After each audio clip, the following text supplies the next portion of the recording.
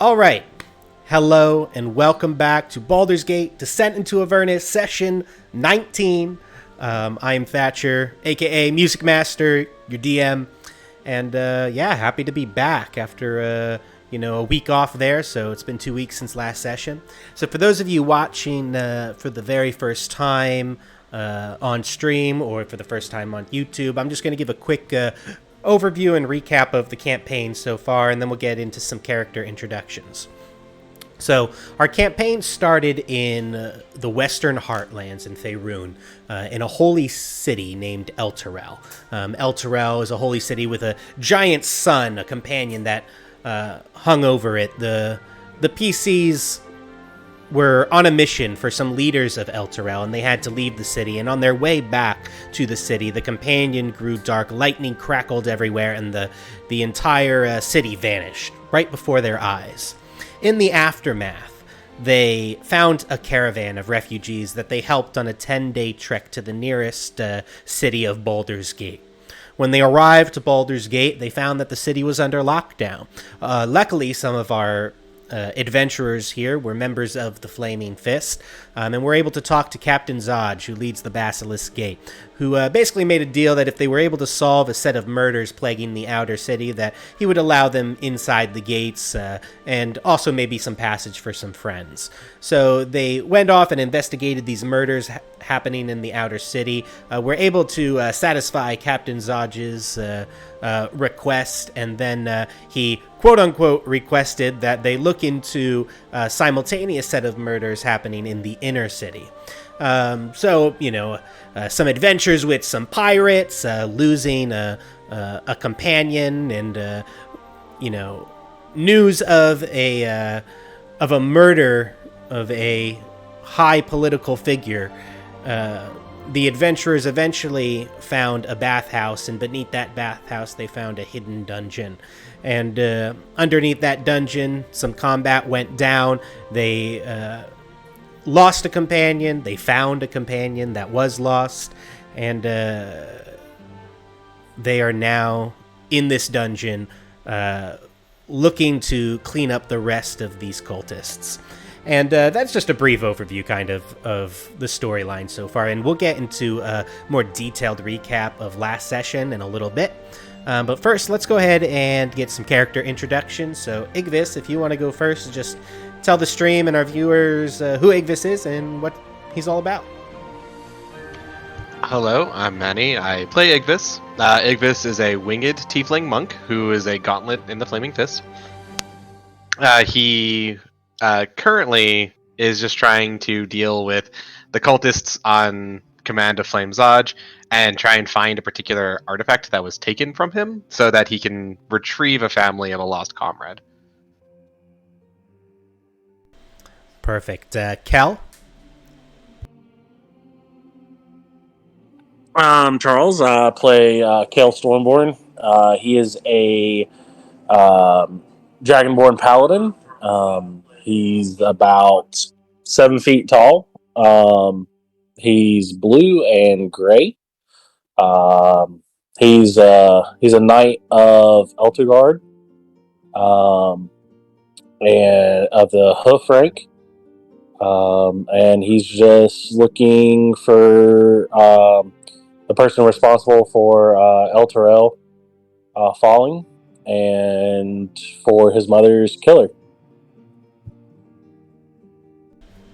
Perfect. Honed. I'm Nate. I play Honed. I'm a Hildorf. I'm a fighter class. Member of the Fist. I'm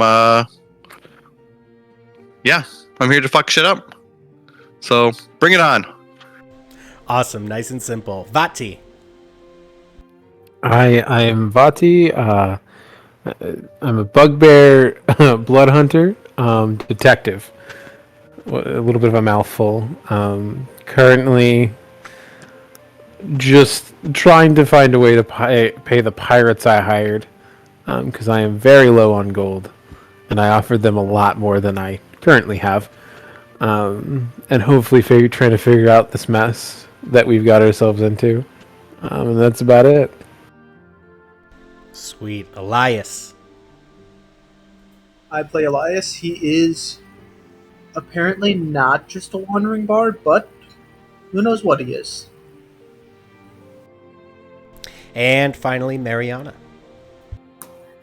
I'm Bees. I play Mariana, a water genasi pirate, who is currently following Vaati around, wondering if he's going to be able to pay her, because she's been doing an awful lot of work, and is thinking maybe she's not on the road to get enough compensation. Got to get that gold. All right. Perfect. So those are our characters. Again, for those who are watching for the first time, at the beginning of every session, I have all of our characters roll a single d20, and whoever rolls the lowest has to recap last session from their character's perspective. So if everybody wants to go ahead and roll me a d20 here in Foundry, we'll see who gets that honor. Igvis with the 5. Vaati with the 3.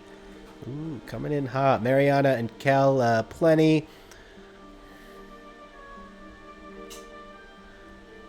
Ooh, Alais also with a 3. Rollies. And did we get honed? I think we're missing honed. No, mine's not coming in. You can do /roll 1d20 in Foundry too, and then see if we can fix D&D Beyond for you. So we've not tied before. Do we roll off? Lucky All right. 13. So Alais and Vaati, go ahead and roll me another 1d20. Lowest roll recaps.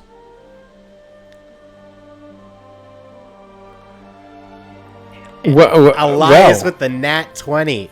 Might have wanted to save that for later, but Vaati with the 5. I'm just getting my low rolls out right now. There That's you what go. I'm doing. That's what it's all about. Okay, Vaati, whenever you're ready, go ahead and recap last session from your character's perspective, which I think is very appropriate for where we I was left about to off. say, that's actually, I think, a little bit of fate there. But so we went to we got done resting in the old necromancer lady's place. I got given her spell book. And we made our way to the other side of the dungeon, the one place that we hadn't explored yet. We found a really messy-looking altar, we'll call it, and touched a really bad tapestry several times. And for some reason, the dwarf in our party claimed that there was a door behind there when clearly there wasn't, and then there was. I personally think it's more that he made a door, but hey. Following that all the way down, we ended up finding a chamber filled with gas, and at the very far end of a really, really long tunnel was a lone guardsman who saw us from that far away and shot an arrow on fire and did considerable amounts of damage to the party. We then chased them down back to their barracks, where we fought them off and dealt with most of them. Honed seemingly wasn't around for it, but I don't know where he went. While they were recovering, I decided to do some recon on some of the other parts of the dungeon we haven't seen, seeing if maybe I could get a head start on knowing what comes ahead so we could prepare. And it was there, while sneaking in the darkness of the dungeon, I spotted some skeletons, and I'm really hoping they didn't see me. Great recap. So stopping last session there on a little bit of a cliffhanger. So yeah, let's find out what happens to Vaati as we transition scenes.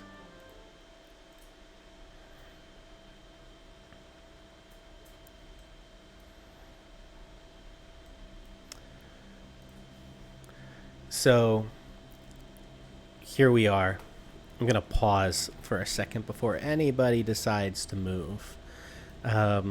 So we had honed when we left off in Mariana, up checking out a crypt. We had Kel Dolakesh, Alais, Igvis, licking their wounds after a battle with the cultists below. And then Vaati had wandered off to, because his curiosity got the best of him, and stumbled upon a group of skeletons. So Vaati, we already did these rolls last session, and as you turn that corner, you see these lumbering skeletons in the 2-foot high water. You can hear the clacking of their bones as they move about. And as you see them, one looks your way, almost as if these eyeless, with this eyeless gaze looking right in your direction, and as the hair starts to stand up on your face, it quickly looks in the other direction, and they currently don't seem to notice you. Real quick, DM. Kel is all kinds of sideways, literally. As in your mini is sideways? Okay, so click your mini, hold shift, and then you can use the mouse wheel button while you're holding shift to turn your mini. Probably not while we're paused, though. Well, yeah, we're paused, so. I did it for you, too. But, okay, Vaati, so I went ahead and unpaused everything there. So what would you like to do, given this information? I'm going to do what any intelligent being is, and I'm going to... No, I'm kidding. I'm going to promptly back up. All right. You do so.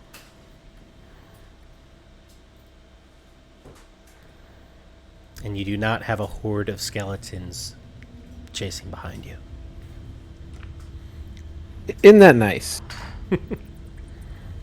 All right, so Vaati, you make your way down there really quick. Let's just see what Honed and Mariana are doing. You guys can move your characters at this point on the map freely as you wish.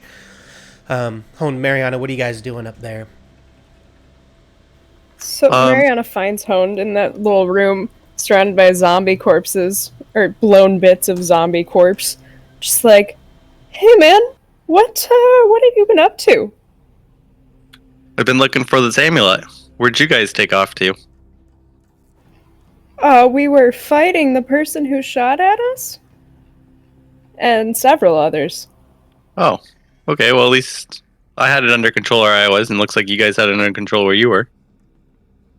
Yeah, glad you're okay, I guess. I'm glad you guys are okay.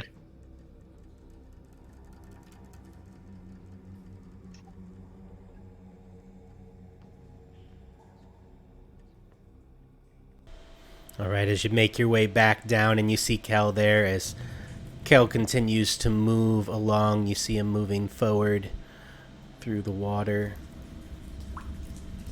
I guess as they're doing that, I'd probably come out of the room after searching it and just be like, hey guys, the assassination on the Duke, it was coordinated by these people. Really quick, Kel, can you just make me a perception check? You guys can continue to role play and talk as I have Kel make this for me. Yeah, so I'll just show everybody the letter that was in the drawer that I investigated last session. Just letting them all know, hey, so the assassination on Duke Portier was done by these cultists. We would have known if we'd never left. 30-20 DM. Okay. What do they hope to gain from this?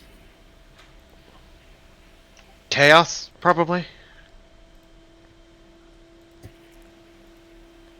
Perhaps. Not to interrupt your meeting, we have a problem. There are at least 4 skeletons, I think I saw, in the corridor that I think Kel went. Hopefully he didn't go too far. Where is Kel? I've been over here. He went to the guess it would be right from this way. At least that's where he was going when I came down the stairs. That direction. Yeah.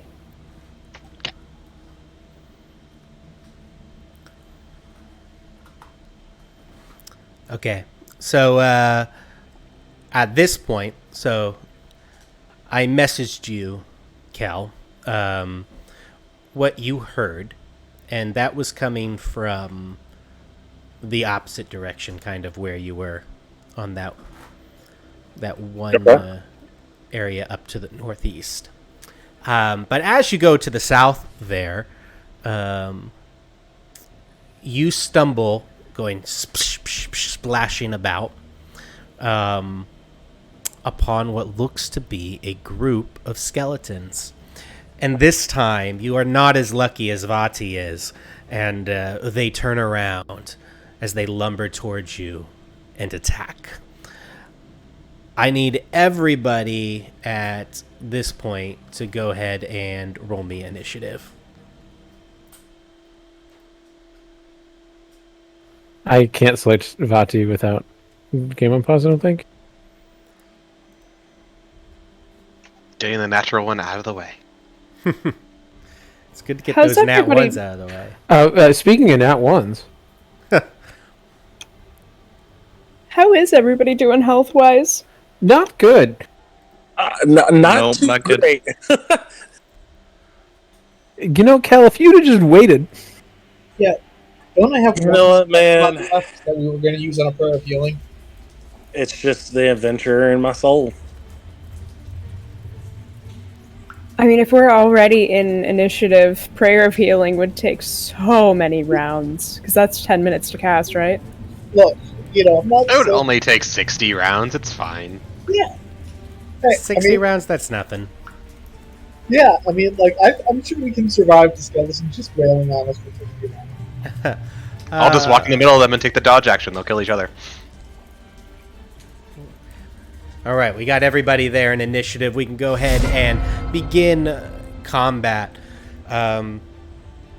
Mariana, what would you like to do? You notice that Kel is indeed missing. I'm gonna head that way. Probably end up taking the dash action. Sounds good. Remember that in the water, each square is double right. movement. Right. Does that impact you as a water genasi? It does because it's 2 feet. Ah, okay. It's so little that it doesn't. Where does that start? Is that like right here? It starts halfway down the stairs, so right there on the square that you're on would be 2. Alright, so that's 15, yeah? Yes. Okay.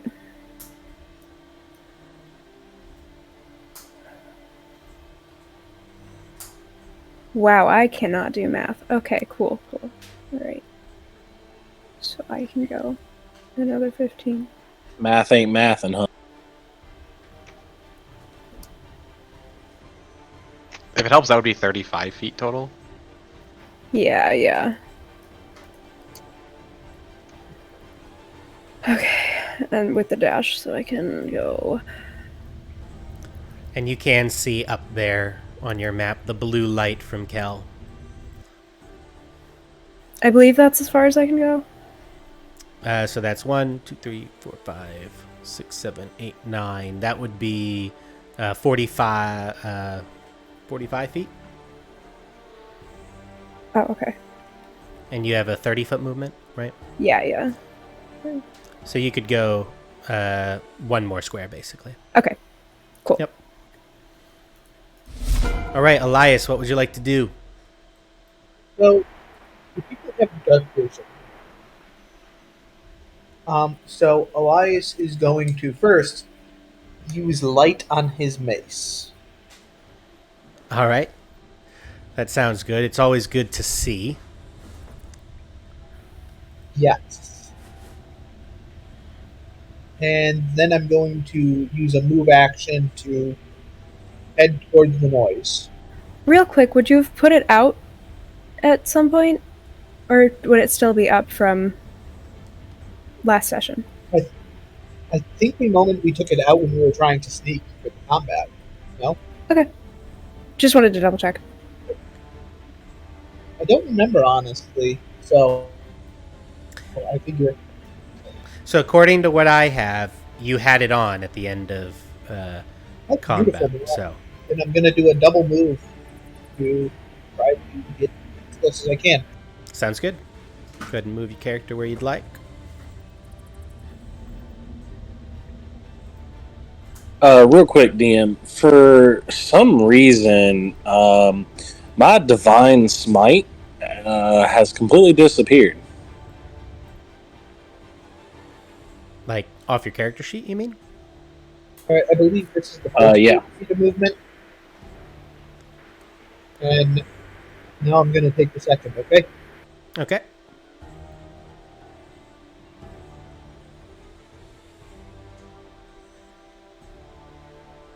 I think I'd be about here. Yeah. Yeah, I have my inspiring smite, which does after I deal damage to a creature with divine smite, I use channel divinity, but my divine smite is gone.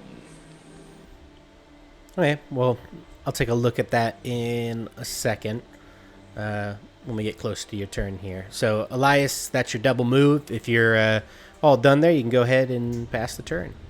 Alright, I'll pass the turn. All right, just click the pass turn button in game. There you go. And Dolakash is going to move.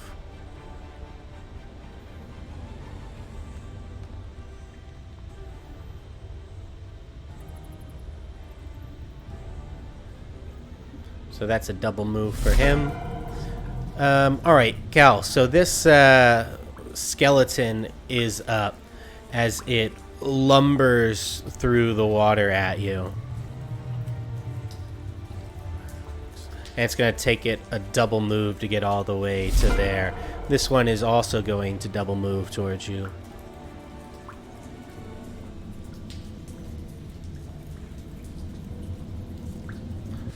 Honed, you are up. Okay, I'm going to use my free action and pull out my battle axe. And then I'm going to use my move and then my dash action to make up my lack of being able to move. Okay.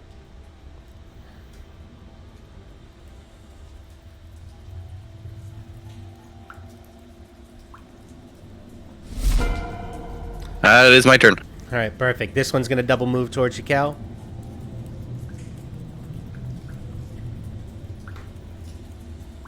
Okay, Cal, it is your turn. So, you said your smite is not on your character sheet. Yep, my divine smite. I have my channel divinity inspiring smite, which is kind of weird because to use that you have to have divine smite. It's a prerequisite. So I'm showing divine smite on your character sheet. If you go under features and traits, it should be under features and traits. Okay. It must have not been where I thought it was. My bad. Okay, so I'm going to cast Booming Blade, which cantrip at will. Sounds good.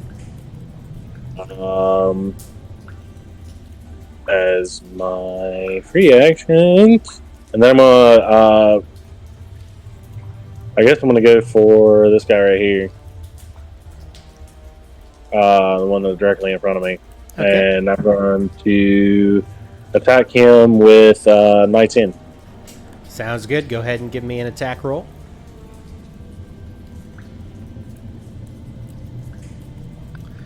So an 11 will miss.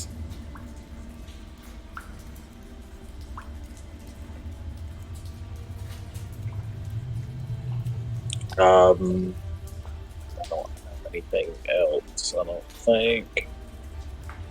Nope, that's going to be my turn. All right. So you can go ahead and pass the turn in game. And now this one's going to also double move towards you. Guys, help. There's 4 of them. Igvis, you are up. See, until he said that, I didn't even know he was in combat. So now I'm gonna hurry. And I'll be flying over the water like usual. Gotta love wings. You just hear Kel, like, going, whoa, whoa, whoa, whoa, whoa, whoa, whoa. That's as close as I can get. So that's a double move there. All right. Vaati.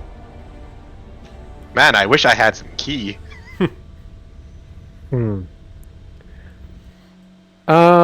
Meanwhile, Vati's like, I wish I had some health. Huh. So I have a choice to make here. I really do.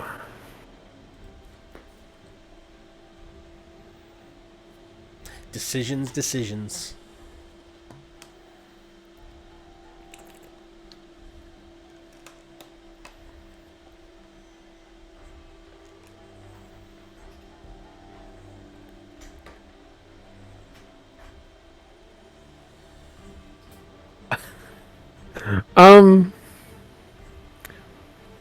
Yeah, I'm gonna look down that hallway, and I'm gonna make a very serious to just end my turn here on the safety of the stairs.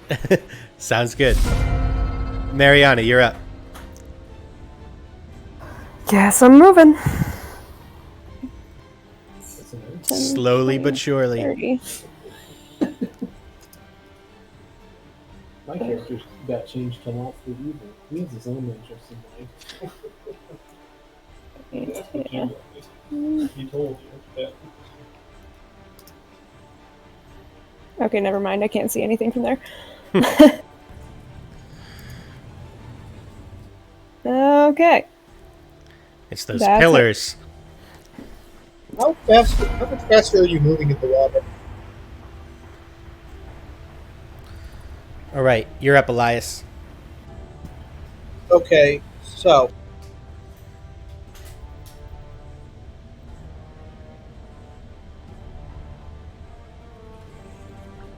go here, and then I'm actually going to hand Mariana my mace.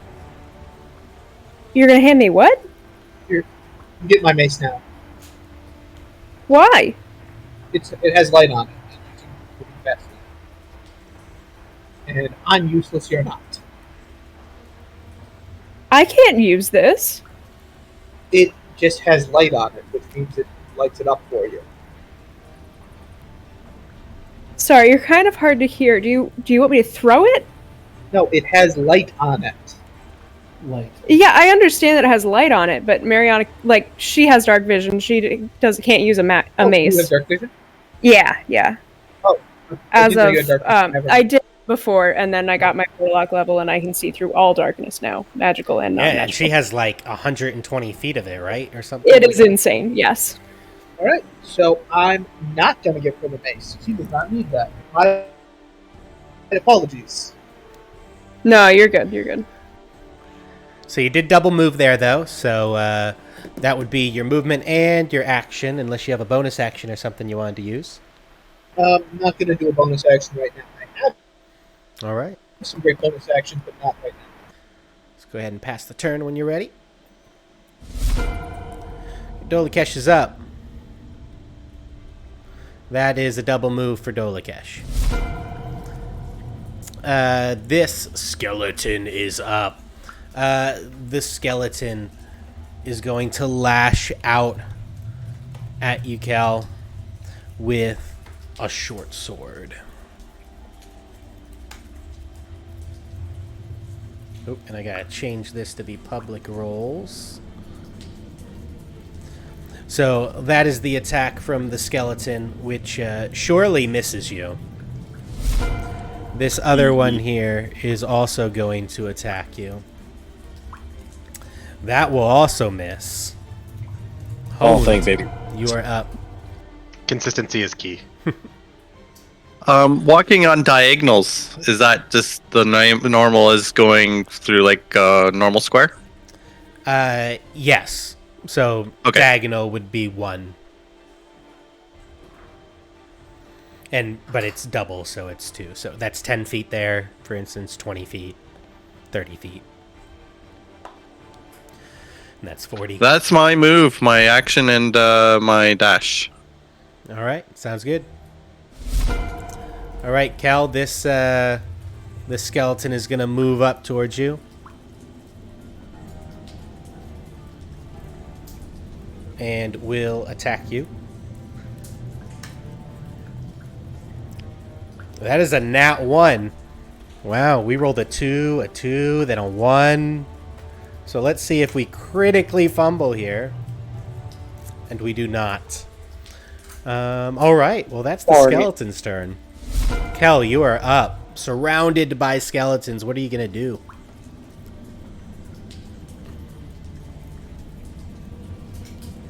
So, I am. I'm going to use. So Booming Blade's still active. I'm going to attack this one.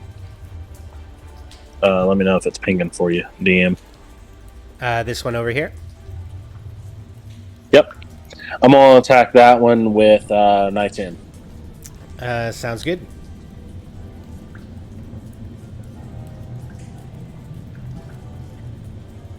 That was almost a 26, but you know. Unfortunately, it was an 8 though. So that will miss. As a free action, can I take the disengage action?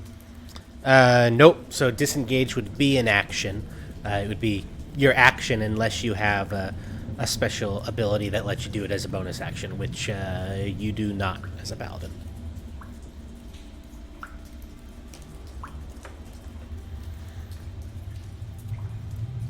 You do have a movement, though, so you could still move, but it would provoke attacks of opportunity.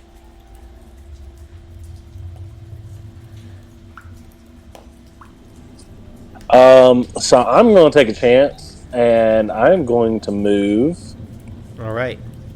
here. So to get there, you'd have to go around the skeletons, or you would have to try to push through them, which would be an action that you do not have because you used it to attack. Yeah, you could go there. So that will provoke only from 3 of the skeletons. You won't provoke from the 4th one. So we're going to go ahead and make some rolls here. So this is skeleton Nice 1. God. Ah, that misses. Skeleton 2. Oh, That's that 1. Wow. Come on, dice gods. Which is not a crit fail. And then the other one. Ooh, nat 20. So 1 hits you and crits. For this much damage with its short sword. For 10 points of damage, Cal.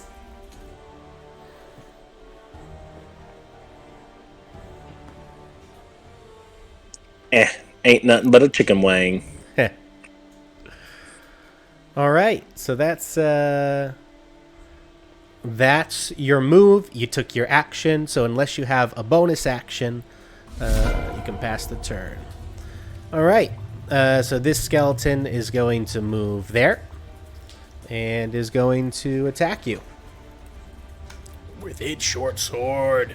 And that is another nat 20. Wow. It's like making up for the 2 1s I rolled. All right. For that much damage, for 8 points of damage. I'm hurting. All right. That skeleton is done. Igvis, you are up.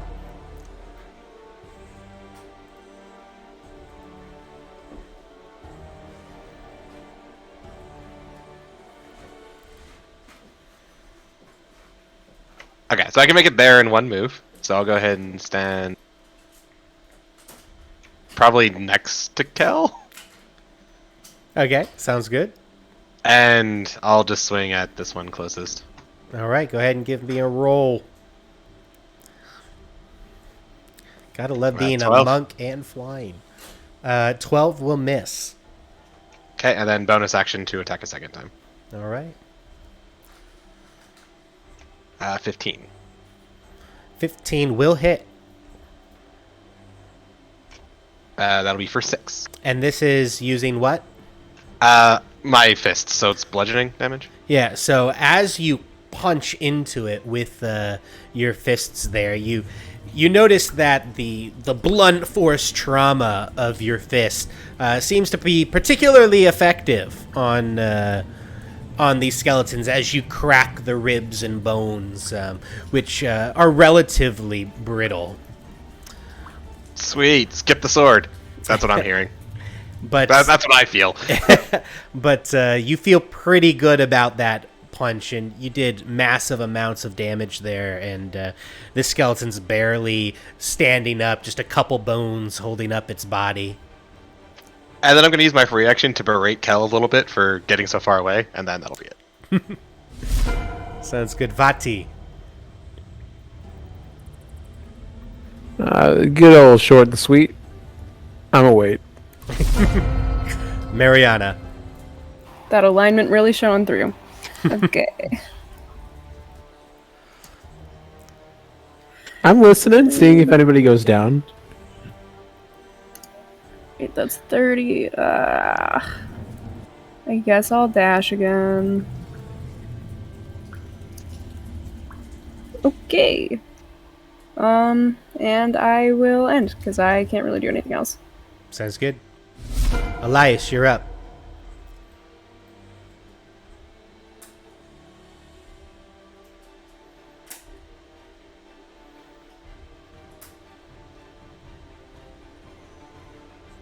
So now that I can see them, I'm going to use. I think that was 30 feet or 60. That is double movement, so 1, 2, 3, 4, 5. So that's 50 you've used so far. All right. Now that I see them, I'm going to take like 2 steps.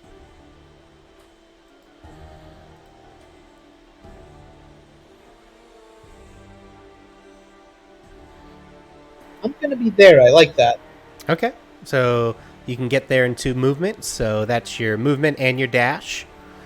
That should be it for that. I'll end my turn here.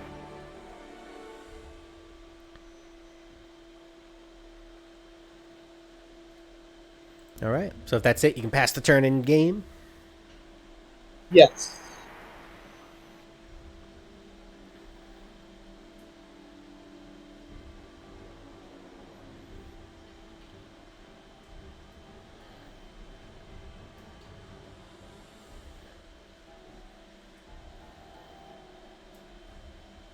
Just go ahead and click the pass turn button there on the combat tracker when you get a chance.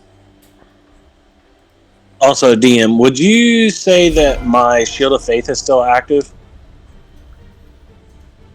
I'm trying to think. You cast your Shield of Faith at the beginning of the last combat, and it lasts how long? 10 minutes. 10 minutes? Yeah, I would say... Yeah, I'd say you're probably on the tail end of it. Dolakesh. Dolakesh is up. That is a double movement for Dolakesh. He is done. This skeleton is up. This skeleton is gonna lumber here and is going to make an... Actually, this skeleton will just move up there and just attack you, Honed. Okay. Direct her out with the short sword. A 7, I assume. Got to do a little bit better than that. Honed, trash talking the skeleton. Love it. This one is going to lumber up there and also attack you, Honed. 21. That hits. Yeah. All right. After trash talking the skeleton, the other one comes from behind and slices you with the short sword. 7 damage. Okay. And now you're up, Honed.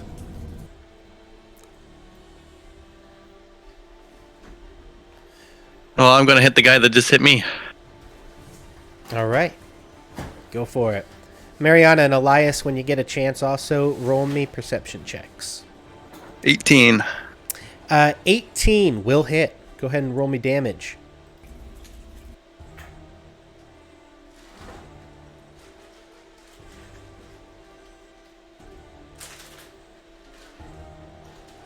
That'll be 10 damage.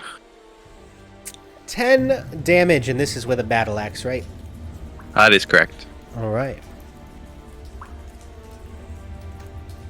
That skeleton is still up as you crack some of its shoulder bones and arm bones with that axe. But it is still lingering there. And that'll be my turn. All right.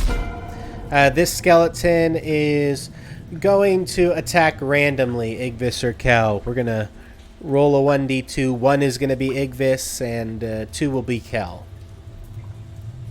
2, Kel.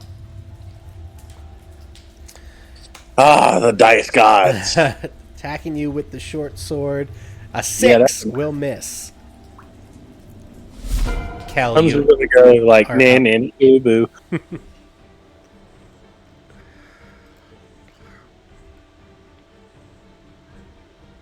All right, you're up, Kel. What do you want to do?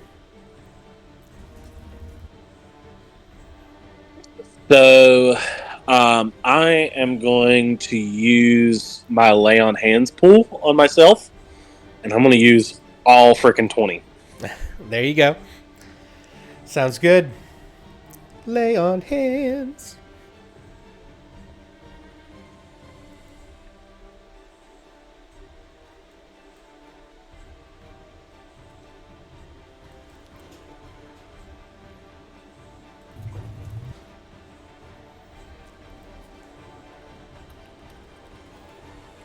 And that's going to be my turn.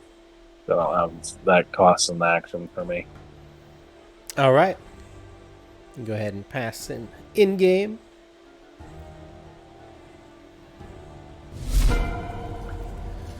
Okay, this one's just gonna attack you, Kel, because it's right next to you. With the short sword, 19 to hit. Yep, just barely. All right, so that does. Good thing you got your lay on hands in there. 4 points of slashing damage.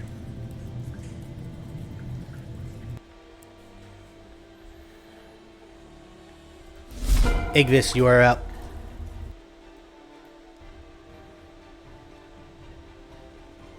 I'm basically just gonna bolt straight around him to get to the other side. Okay. I did leave his range if he wants to take a swing at me. He would definitely do that. Or unless you'd let me just fly over his head, I suppose, but either way. 14 will miss. So all right. And I'll take swings at that guy. Awesome. At advantage, because you are flanking.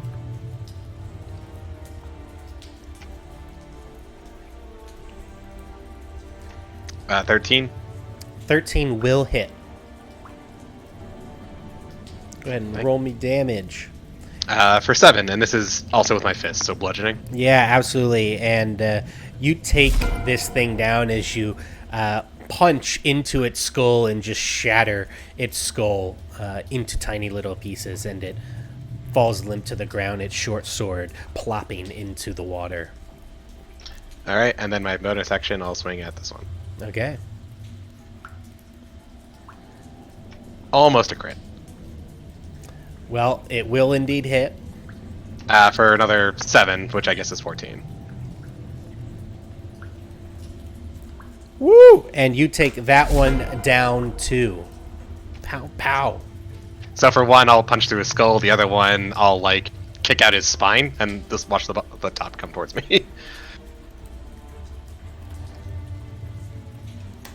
And that'll end my turn. Awesome. Vaati, you're up. Oh, and free action. Use a club if you have it, and then that's it. Yeah, what an interesting thing going on right now.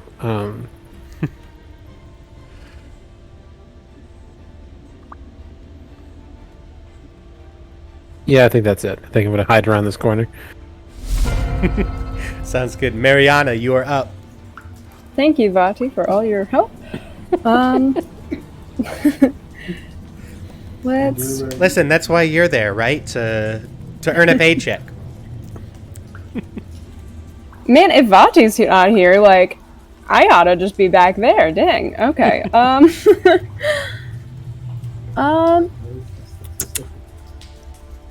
Let's do an Eldritch Blast at the one that's directly in front of me.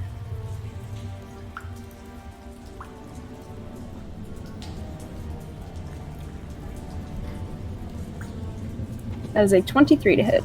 Oh, 23 absolutely hits.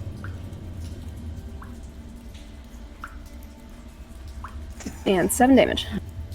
7 damage! And you blast that to smithereens. Sick.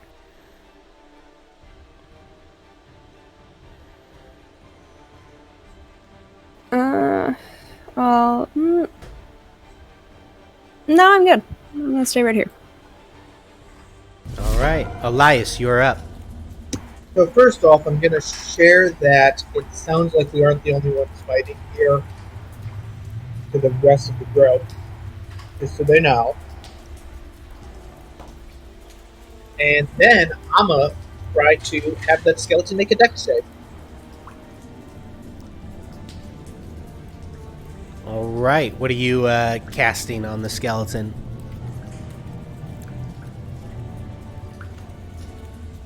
Sacred Flame. Sacred Flame! I'd like to see the skeleton avoid 1 damage. So here's the skeleton's dex save, which fails. I did something. Importantly, it's radiant. Maybe. Yes. For 1 damage. 1 radiant damage. 1 radiant damage. As just this little tiny beam of light comes out. Pew pew! Out of your fingertip. It's like a little laser pointer. Just pew pew. And you see just a little tiny chip of bone come off its chest. Where your little radiant laser hits it. Nice. All right, Sacred Flame.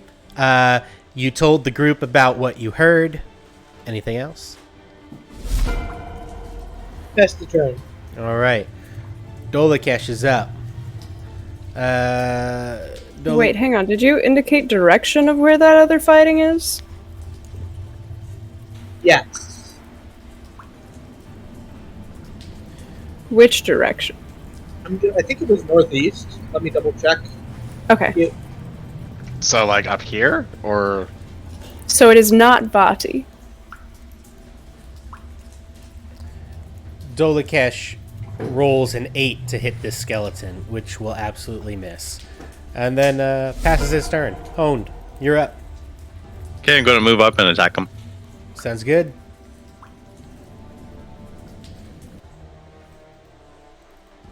22. 22 will definitely hit.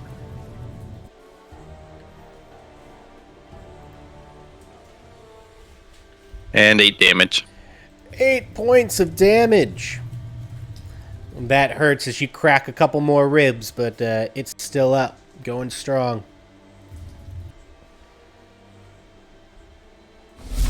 That's my turn. Kel, you are up.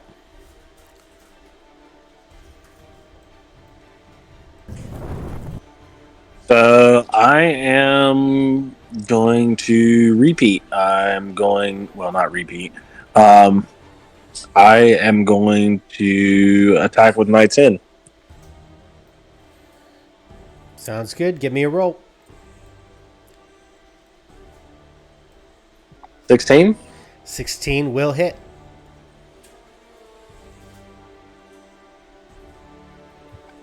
getting a booming blade. Give me 1 second. That would be under spells. So booming blade does an extra.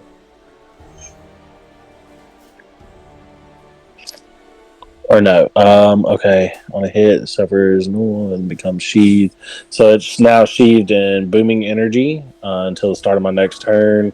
If it moves 5 feet or more, it takes an extra 1d8. Okay. Damage for Knights in.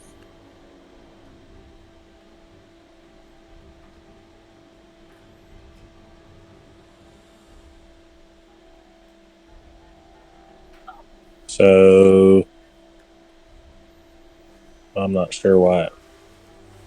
Did it roll twice? 17 points of damage? So 12 from Night's End. And then where's the other 5 come from? From the... Did you roll booming blade damage? I did not because it hasn't moved yet. But for some reason it rolled an extra d6, 1d6 for me.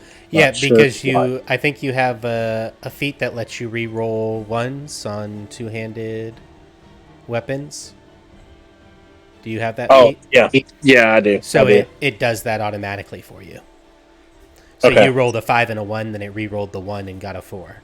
So 5 plus 4 plus 3 is your 12. Yep. So almost max damage. Cool.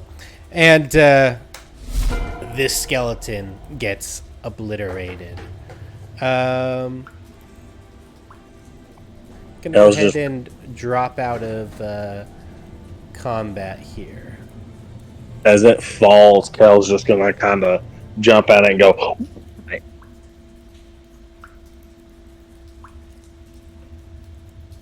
You went a little too far, Kel. Sorry, What's you were guys. talking about, Elias? I'd heard combat nearby, coming from the northeast. Do we have all of our own ready? We may not be the only ones here. I'm going to need some health. Alright, gather around. So I'm gonna try to gather everybody into like a circle around me. Okay. In the meantime, I guess I'll go get Dolokesh real quick. I'm the fastest one here. Where is Vaati? That's what I meant. I'm gonna go get Vaati. Hey, Vaati, we're done. Come on. Good enough for me. Well fought.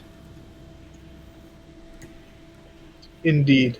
So, are everybody in the circle? I think I'm in the circle.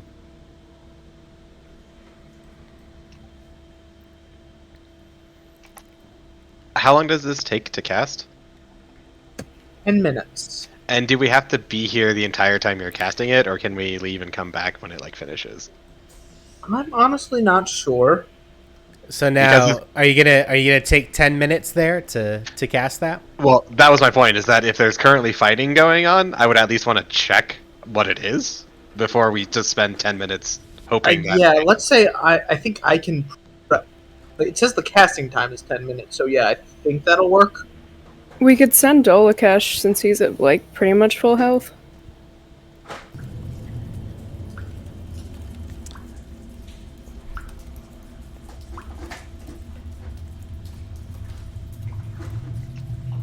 So real quick, DM, would you say it would be possible to do a short rest in this hall, or would we be likely to be attacked? Well, the short rest takes an hour. Yeah, you have to while rest the for prayer an hour. healing takes only 10 minutes. So it looks like the casting time is 10 minutes. So can I prepare that now, and then after they at least check it out, we can heal. You do it.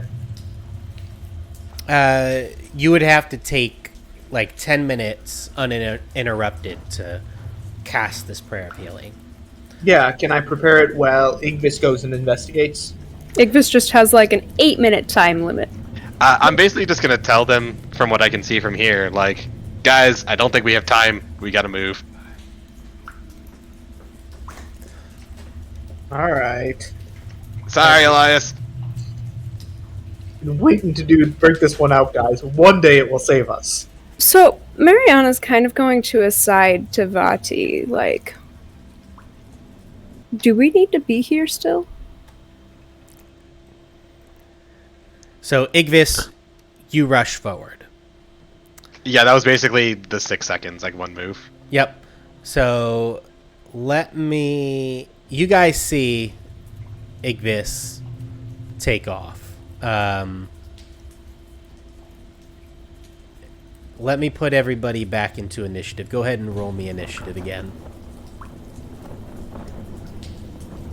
Would we just be on the same order if in this case, or do we have to read? Yeah. Yep.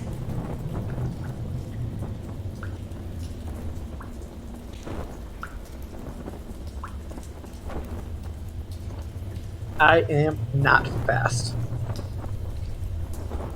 To be clear, I don't know who I'm trying to help in this scenario. I just know they're trying to kill each other, and one of them's going to die.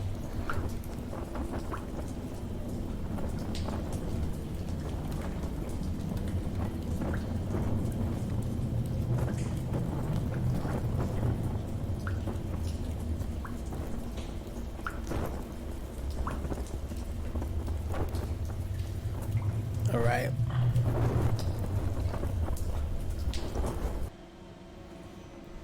Oh no, not big bald man. So I have My- 1, 2, 3, 4, 5 My people who worst have enemy. rolled initiative. So I need Alais in initiative. And I got to roll for Dolikesh.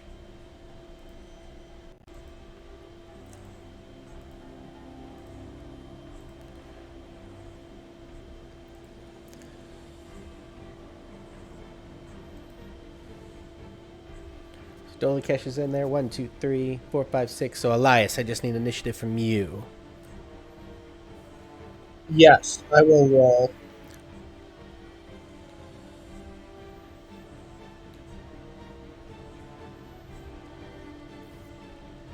So my character sheet looks like I have a first level and a second level spell slot left. Is this correct?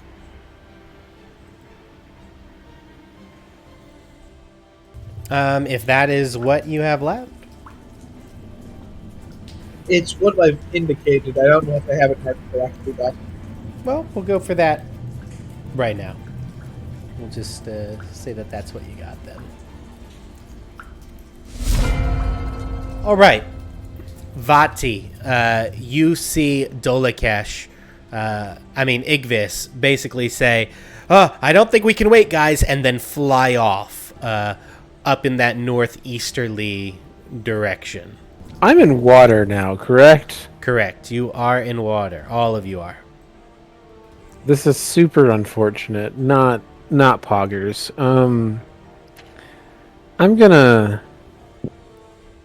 So it's every square costs 10 feet. Correct. Correct. Yep.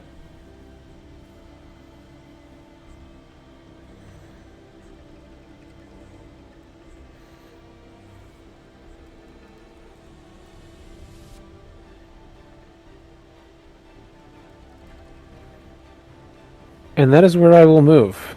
All right. Just so you know, you saw him in the northeast, so that's the I- opposite direction. Just so you I am aware. Okay. I am, Okay. I'm I'm very just aware. want to make sure. Okay. That's the turn. Dolikesh is going to take off after Igvis. Igvis, no. Igvis, no. That is a double move for Dolikesh. All right, Igvis. So, just for the sake of the stream, I'm going to kind of repeat what you see. So, this hallway opens up into a flooded chamber, and there are rough-hewn steps climbing to the west, south, and east. The floor buckles up above the waterline in the middle of the room, forming that small island that you see there. There are corpses all along the island, and doused torches float in the water around it, atop which 2 men are circling each other with weapons bared. One of the men is a tall, unarmored brute with a great club and a scarred face, and he towers above his opponent. The smaller one is a muscular, bare-chested man. He clutches a bloody dagger in one hand and a torch in the other, and has no flesh covering his skull. So that is what you see as you run up here, and the large man with the bald head, who I have thus so named in the initiative order, looks at you, and I'm actually going to share a picture, I think, of them real quick, just so you can kind of see what he looks like. So this is the big man with the scarred face, and he looks at and he says, "Help me! He's trying to kill me!" And the other one that you see looks like this. So that is what you see. That is what you hear. What would you like to do? Well, I'm glad he said something, because I was going to ask, is this like an honor-bound duel or something? But I guess I don't have that anymore. I'll fly to this position to flank this opponent. Sounds good. And take 2 swings. All right, go ahead and give me attack rolls. Am I considered flanking with this gentleman then? You are. And Okay. the other big, large gentleman with that scarred face, has a great club out, so. So a 20 to hit. 20 will hit. For 8 points of damage. So, as you go to hit him with, you're using your fists? Yep. So as you go to hit him with your fist, you felt like you were about to make contact, and he just kind of shimmers and shifts, like, out of the way of your fist. You were so confident that your fist was, like, going to hit him, and it's just this slight, like, jump, almost, and you end up missing him. Interesting. As you make no contact with anything. I guess we'll try a second time, because that's all I can do as a bonus. For a 22. 22 will absolutely hit. Go ahead and roll me damage. And this time, you're able to kind of time that little jump, and you knock him right across the face for 8 points of damage again. Yeah, I got max damage both times. Well, that's exciting. All right. And that's it. Alais, you are up. So, what direction did people head in? Up where Dolakesh is. So in this direction, this way. So to the right, the northeast. And that Except is for where apparently Vaati. Igvis bolted. Dolakesh ran after Igvis. And then you see Vaati moving south.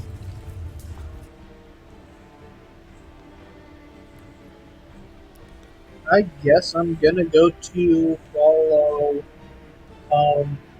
Hel and Igvis for now. All right, let's go ahead and move your character. Remember, it's double movement, so you can basically move 6 squares.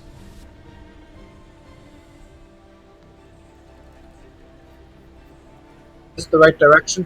Yep, that's the correct direction. Alright. So, now I guess I go double move in this case, because I still don't see him. All right, go ahead and pass the turn when you're ready.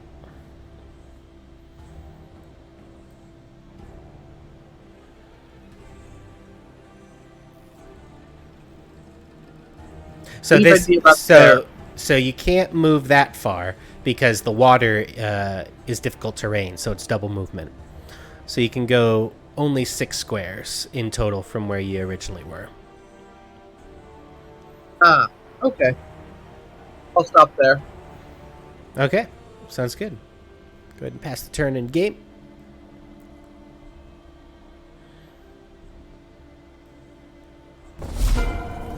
All right, so the skull-headed man is up, and Igvis, it kind of shimmers, and the skull-headed man, you punched the back of his head before. He wasn't even looking at you when he shimmered. And then all of a sudden his head, his body stays where it is, but his head turns all the way around 180 and stares at you, and his eyes glow red. I am going to need a wisdom saving throw from you, please. A 16.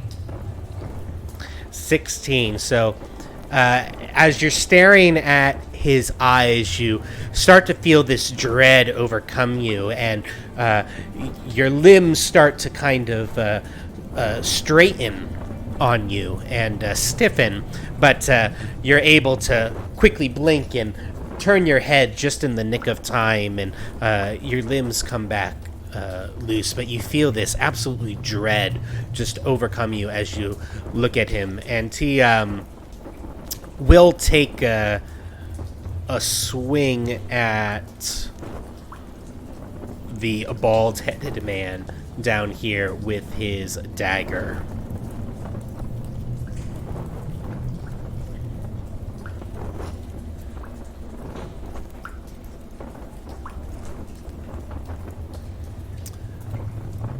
So he shall hit the bald-headed man.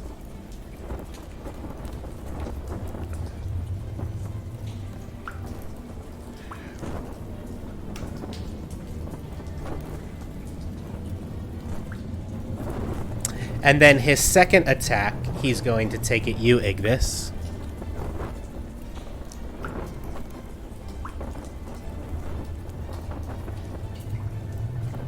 That hits. 19 will hit, so that shall be... You're going to take double this. You're going to take 16 points of damage.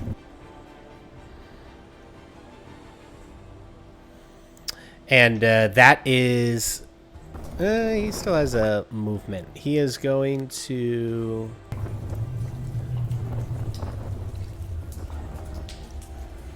You're going to take an attack of opportunity. You have the option to do that.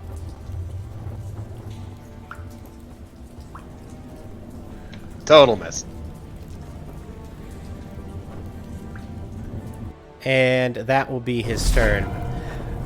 The big man is up. The big man is going to go, nobody attacks Mortlock and gets away with it. And he will swing at the guy with his great club. Would I recognize the name Mortlock by chance? Yeah, give me an intelligence check. History, if you want to apply it. It's all the same. 3, so probably not. You do, what I will say is the name sounds familiar. You just can't pinpoint where you've heard it. Okay. Who we have now named Mortlock does attack this guy, hits, and this much damage.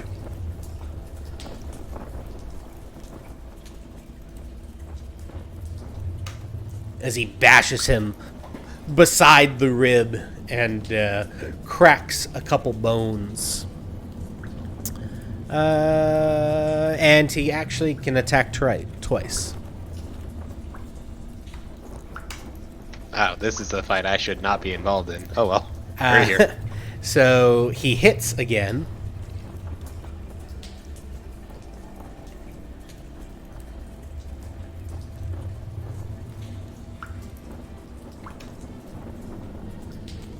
For 14 more points of damage. And that is his turn. Hone, you're up. Okay, I'm going to move and then do the dash. All right.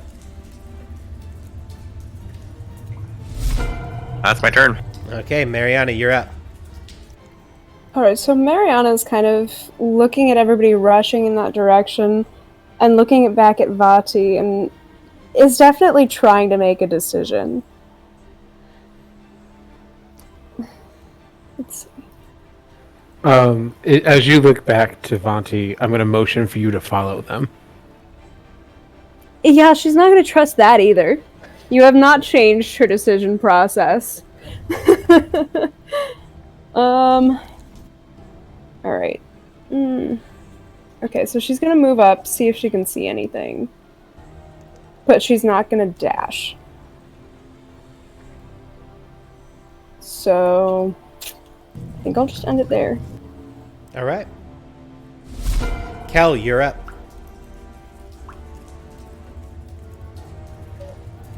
I don't know if I want to get in this fight either, but we're gonna see what happens, I guess. So, 10, 20, 30, 40, 50, 60. I'm just gonna take the double move action. All right. 10, 20, 30, 40, 50, 60. Okay. There. And then 10, 20, 30, 40, 50. You could get right there if you want. Double move. Yep. Yeah, that's where I'm going to move. All right. And then, as a bonus action, I'm going to recast Shield of Faith. I think it's expired by now, hasn't it? Yeah, I would say it is now expired. And bam, you now have a Shield of Faith. Yep, so that makes my AC class 18.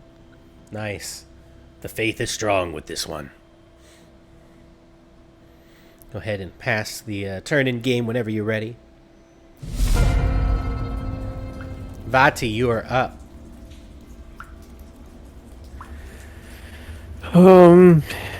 Yeah, this is rough.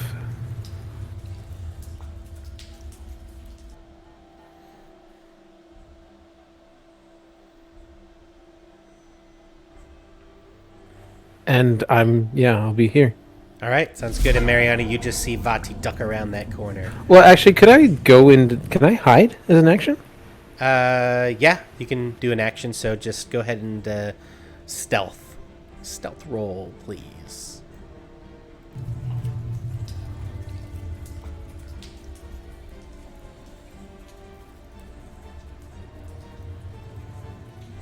All right. And then that'll be the end of my turn.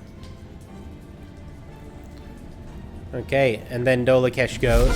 Igvis, you are up.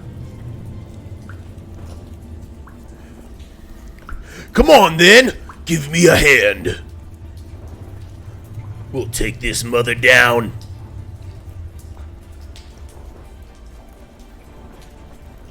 I'll essentially just fly around him to get, again, into a flanking position. Okay. And we're going to take 2 more swings.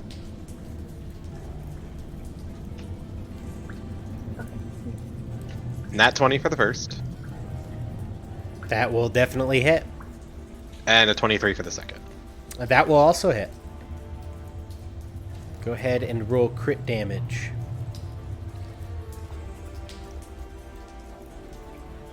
So the crit is 9, I think? Yes. Yes, it is. It's 9. It just rolls it real weird. Okay. And then the second one is 6. So it'll be 15 total. 9 and 6. All right. Should go pow pow. I'm just gonna tell him I'm trying, man, but and then my turn. Alais, you are up.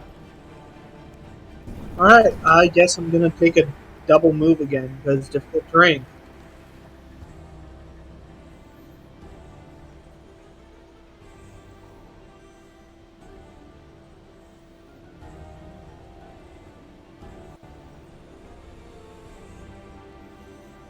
You can go one more square. And I'm still over 120 feet from that, right? No, you're 80 feet from the big bald man with the scar. And that's all you can see from where you are. Okay, so yeah, I'm not gonna do anything yet. All right. Go ahead and pass the turn.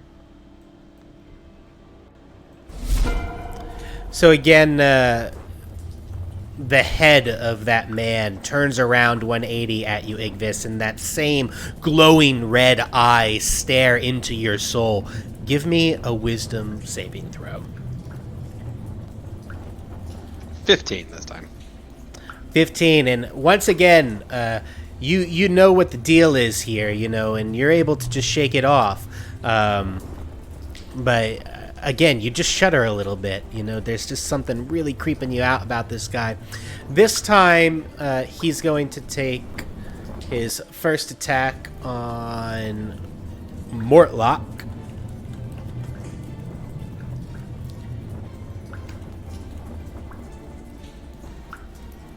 He will hit Mortlock.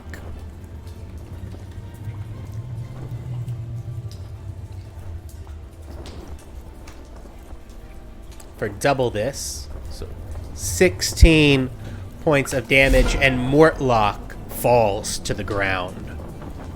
And then he turns to you and attacks you. Oof. Oh, God.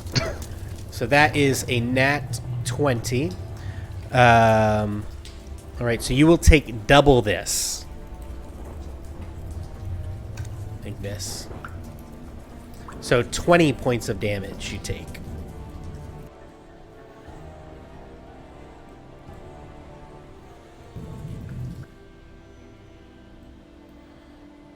Unconscious. All right. So you are unconscious. That is, and then he can move.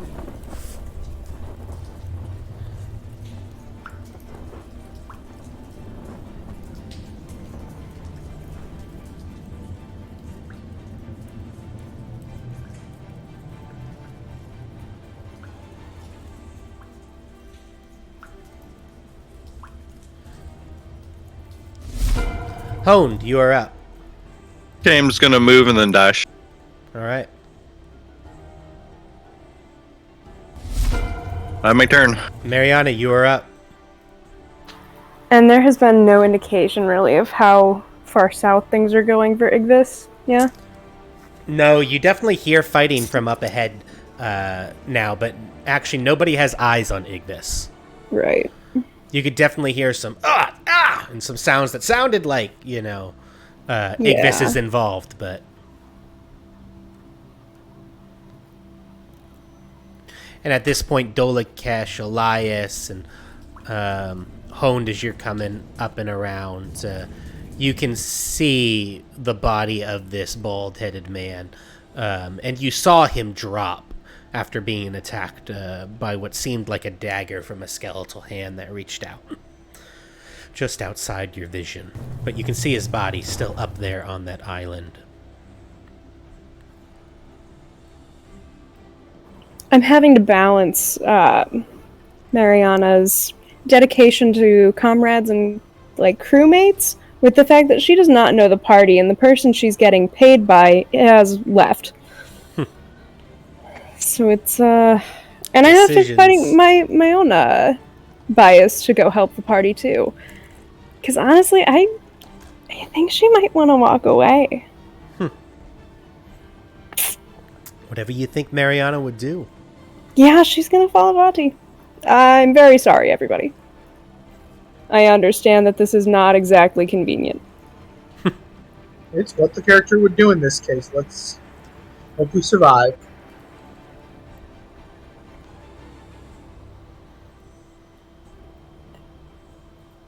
Ooh.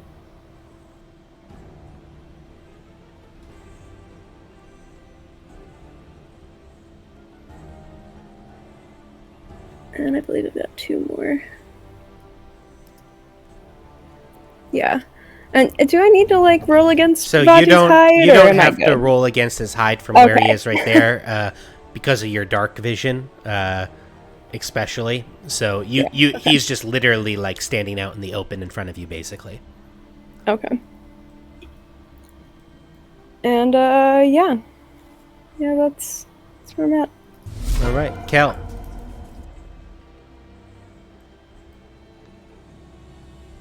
So I'm going to move 10, 20, 30, 40, 50, 60. Yeah, you could get right next to Alais here with a double move. And there. Yep, that's going to be my turn. All right, Vaati, you're up. You see Mariana staring at you. Is Mariana giving me like any indication if it's like gone south in there or? No, she doesn't know.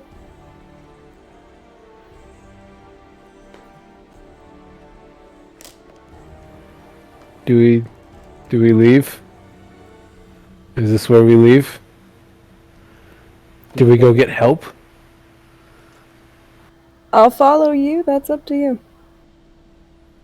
I don't want to leave them in here, but I do not want.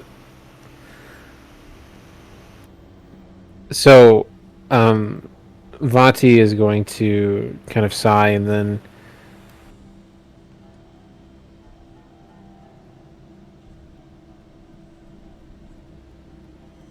Let's go get help. Maybe we can find someone to help us deal with this.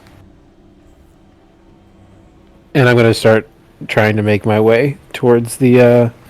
I'll take the dash action. All right.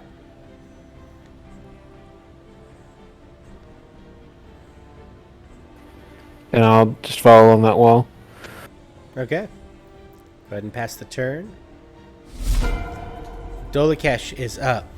Igvis, where are you?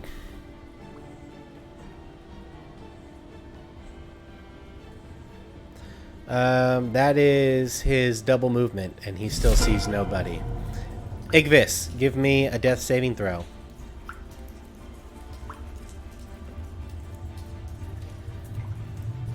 Okay. Interesting. Yeah, interesting.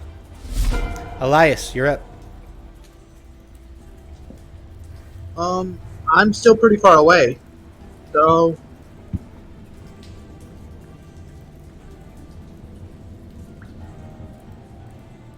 And at this point, all of you in the hallway, you aren't hearing any fighting. okay.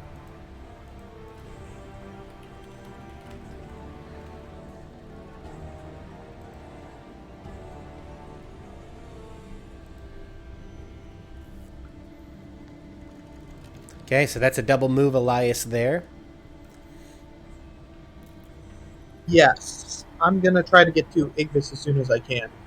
All right, so you can't see him yet.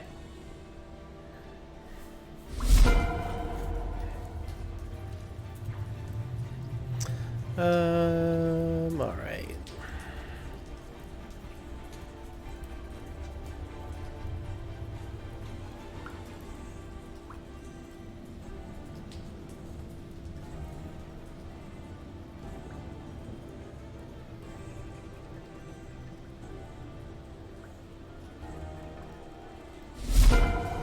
Honed, you're up. Oh, okay, I'm just gonna move my movement and my dash. All right. That's my turn. Mariana, you're up. Alright, I'm following Vaati.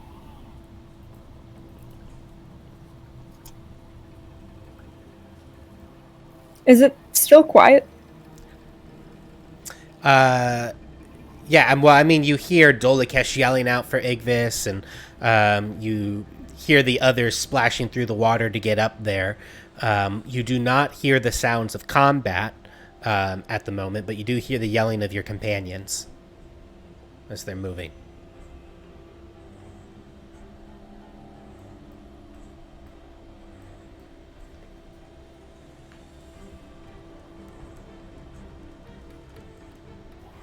I'm gonna kind of look to Vaati in that moment, in the almost quiet, to see if he's still gonna hold in that decision to leave and find help.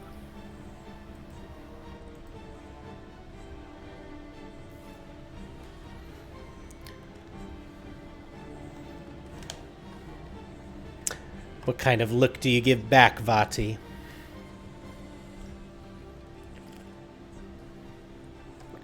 If any.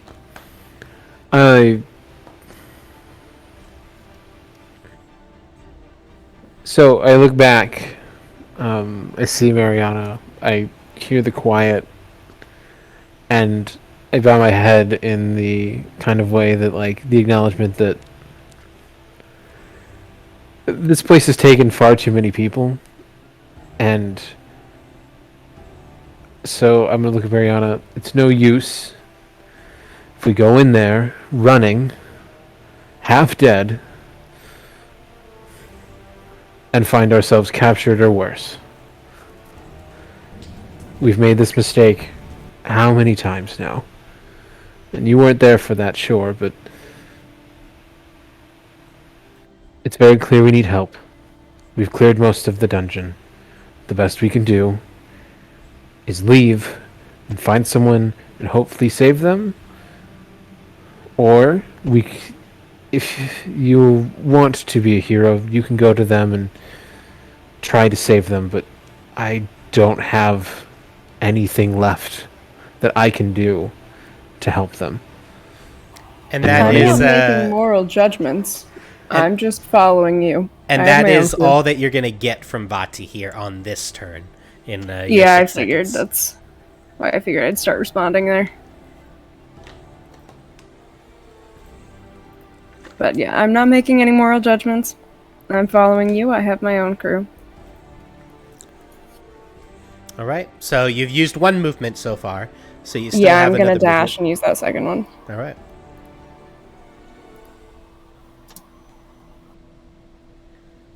Sounds good. As a player, my deepest apologies to everybody else. All right. Pass the turn when you're ready. Sorry, got so roleplay heavy there for a second that I forgot about that. Kel, you are up. What do you want to do?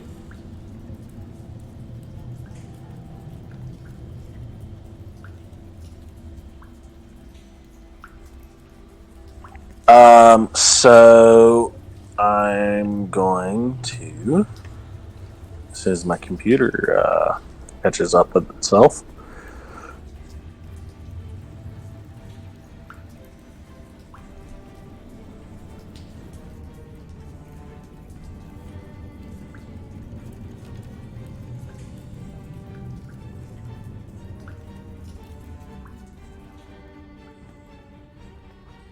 I'm going to move there as my double action, and that's going to be my turn. All right. Vaati, you are up.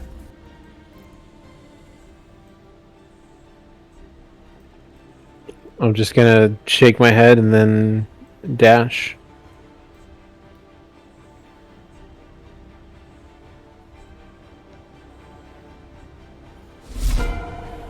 And just keep making my way out. All right. Dolikesh is up. And you hear at this point Dolikesh yell out, "Igvis is down!" That is a double move for Dolikesh. Igvis, give me a death saving throw.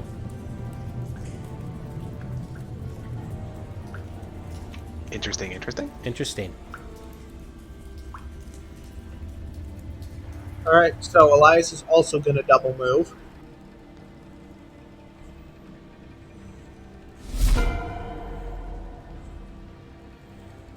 All right. Go ahead and move for me.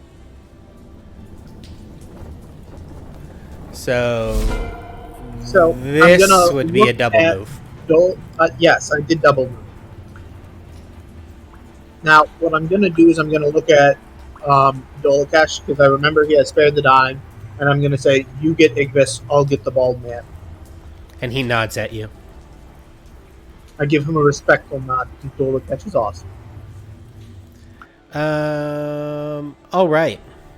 So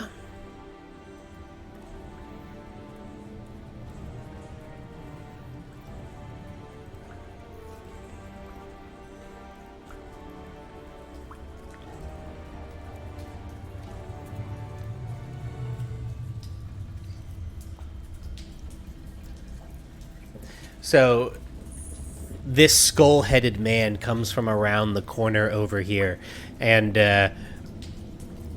attacks Dolikesh and is just moving lightning quick through the water. And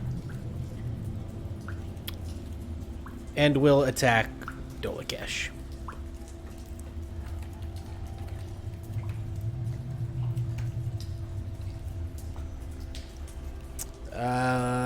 14 against Dolikesh. Oh, that'll hit Dolikesh. Yeah, we're the squishy ones. So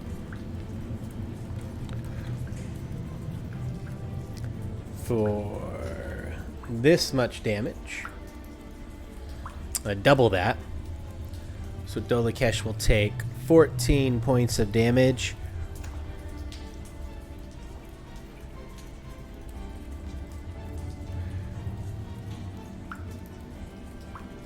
Boom, boom, boom, boom, boom, boom.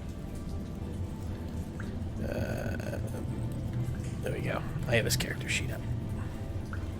And then we'll attack again with a second dagger strike.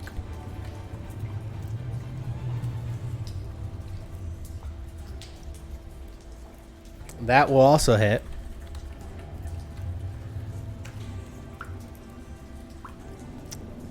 And Dolikesh will take 18 points of damage from that attack. And actually that brings Dolikesh down. well, we're effed.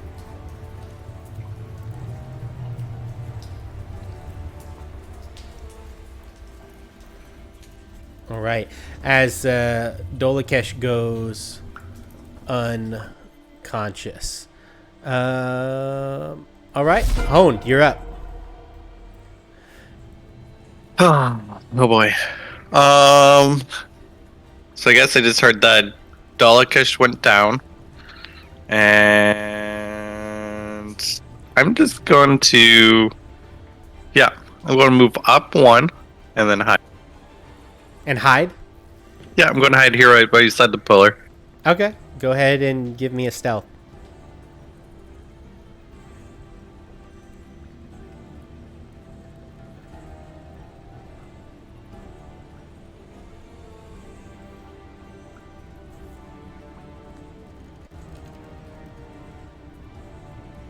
All right.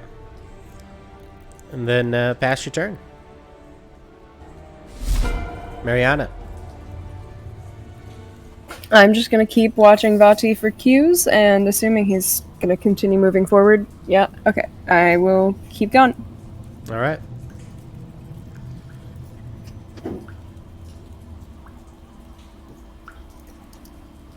And that'll be with the dash action, and that is it.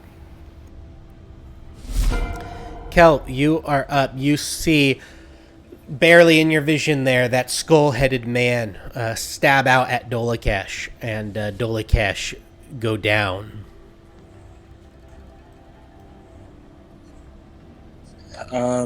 So I am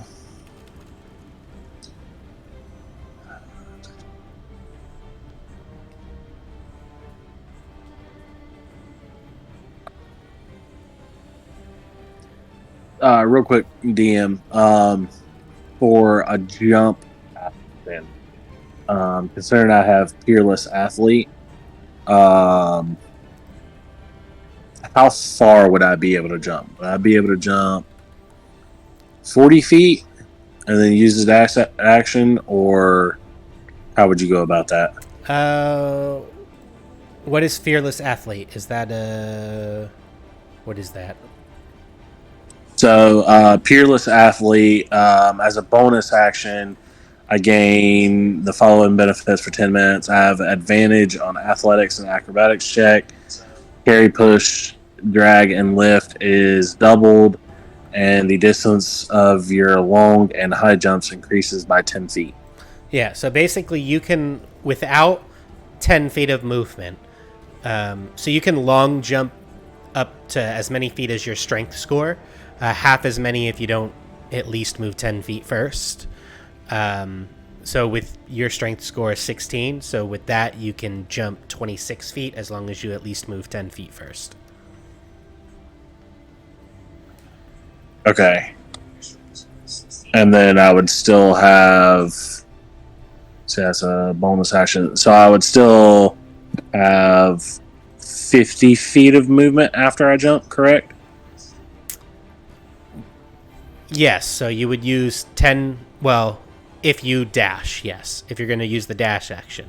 You could also... If you use just your normal movement, it would be your... Well, okay, so when you long jump, you're using movement when you long jump too. So it would be 10 plus your 25 feet. So 35 feet of movement you've used after you long jump.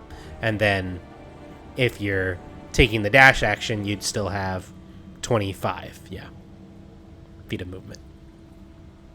Okay. So, yeah, I'm going to...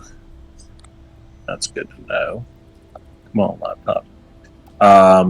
I'm going to just go ahead and move, let's see, 10, 20, 30, 40, 50, 60. I'm going to use both of my... I'm going to move and dash. Okay. To... Well, I can't move there. Let's see there. And then... Is that still in water right there? Yes. Yep. Okay. So, as my bonus action with Fearless Athlete, could I jump over Alais? So, your jump takes movement. So it uses up also part of your movement. So you can bonus action, which will give you the benefits, right? I think that's how it read, is as a bonus action you get those benefits. And then, but the nice thing about jumping is you don't have to use double movement. So basically you could go 1, 2, 3, 4, 5, 6. You could get to there with 30 feet. And then you could jump 25 feet without the difficult terrain. So you could go 1, 2, 3, 4. You could jump all the way over to here with the difficult terrain. So basically you'd move, 30 feet of your movement to move 15 feet up. And then you would, basically dragon leap all the way over to here on the other side of Dolakesh. Yep, so I'm going to do that. Okay. And that would be your double movement. Yep. And your bonus action to get those benefits. Yep, that's going to be my turn. All right. Vaati.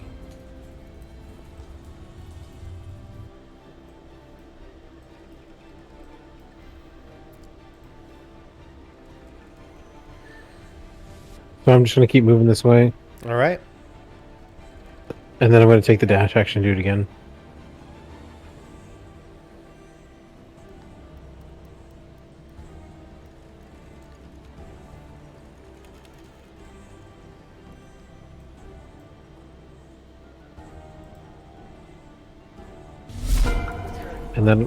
And that'll be it.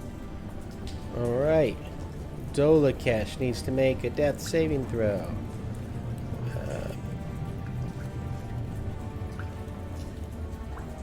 Meant to make that private. You saw nothing. Okay. That is Dolakesh. Igvis, make me a death saving throw. Interesting. Please don't die. Interesting. You have healing too, right, Cal? Yeah, but I've used it. I only have 2 spells left, so Real quick, DM, does this skull-headed man has he taken any damage? Yes, he looks pretty battered and beat up. Okay, so don't worry, Elias. I got this. It's okay. he just Either- look his down with two daggers. It's okay. It's all right. I got this. Don't worry. Shh. It'll be all right. I'm gonna call him about his car's extended warranty. It's okay. So what do you want to do, Elias? Moment of truth. My turn. Yeah, your turn. So first, am I in a threatened square? You are. The skull-headed man is right next to you, and on the other side of the skull-headed man behind him is Igvis, lying, floating in the 2 feet of water, unconscious. He threatens all of this. At least. Take the disengage action. I can move. But then you can't cast a spell. Yes, but so how does that work? Because I'm not normally close to combat. If I move within threatened, does he get an attack of opportunity for every move and action I make? Just once, and it would only be if you moved out of his range. So, for instance, you could move around him, and you wouldn't provoke any attacks of opportunity. So you could, move here, then here, then here, and he wouldn't get any attacks of opportunity from you because you stayed within his reach. But if you go out of his reach, then he'll get an attack of opportunity. And he would have advantage on an attack, would he not, DM? No. For flanking? Elias doesn't really have any weapon skills. He is not designed to be this close. The odds of Elias dying here are near certain. Anyway, with that being said, I'm going to go around like this because I think I have the move for that. Mm-hmm. That would be one movement. I am going to regret this. I'm going to use a 2nd level spell now. So we do not have the prayer anymore, guys.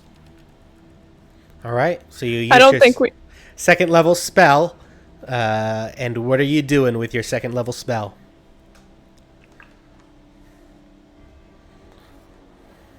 Cure wounds to get us Igvis back.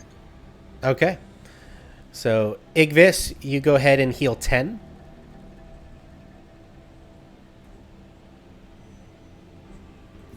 And you are no longer unconscious as you gurgle up and spit out the water that was accumulating in your lungs. God, this guy sucks. Okay, Elias, so that's a movement. That's a spell. Do you have any kind of bonus action, or is that your turn?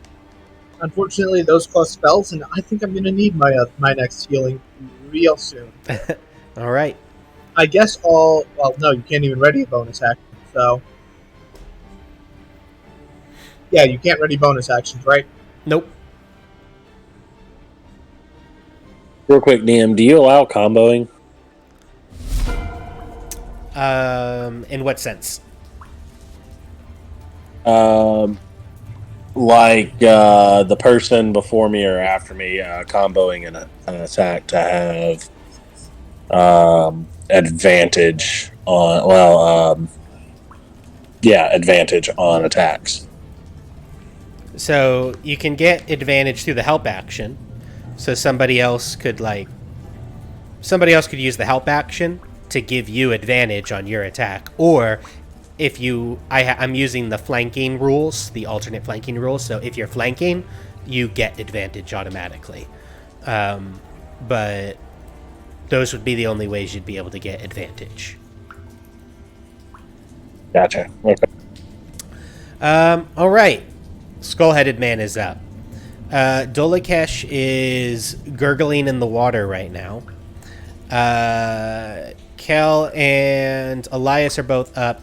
Igvis just went. So he is going to randomly attack Alais or Kel. So 1 will go Alais, 2 will go Kel. So we're going to make a random roll here. 2, Kel. So he is coming for you, Kel. Oh boy. All right. Come on, bring it on. Let's go. Put up your dukes. So first attack is 13. That's a miss. And second attack is 18. That is my AC. All right, so he hits you with the second attack. And you will take double this. 18 points of damage you'll take. Well, you guys are screwed. I just went down. All right. So you go down, you said? Yep, that was exactly how many HP I had left.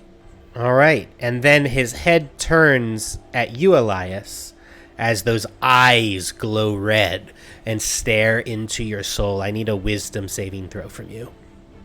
All right.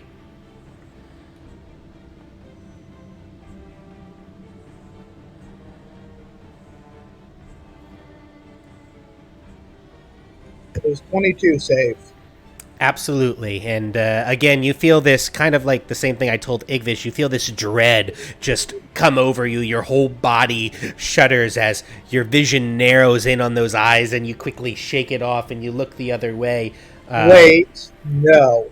I'm going to fake fainting. Okay. All right. So you go, ah, as you fall back and... Do I roll a deception here? Because I am very much Go ahead. Give me he killed me with his stare. Give me a deception check, Elias. Or performance. Your choice.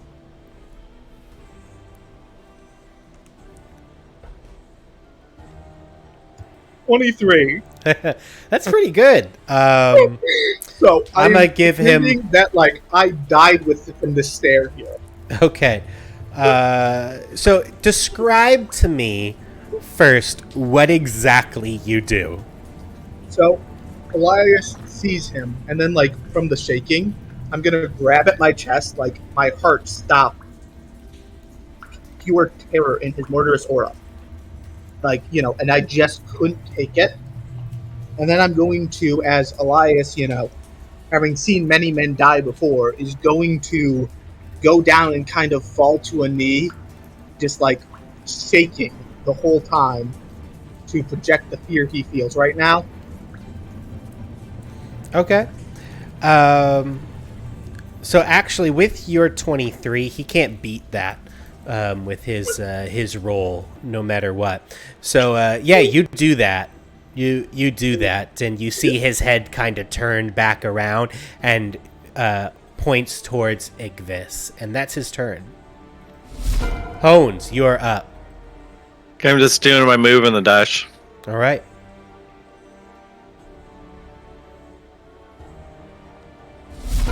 That's my turn. Mariana. I'm gonna keep moving. All right. I imagine we're moving towards the exit and not these bedrooms in the back. Yeah, we're moving towards the exit. Or at least I am. Okay, so at this point... So that's 20 feet, and then from That there should on kinda- is normal movement. Okay. Let me... And I'll dash to keep going.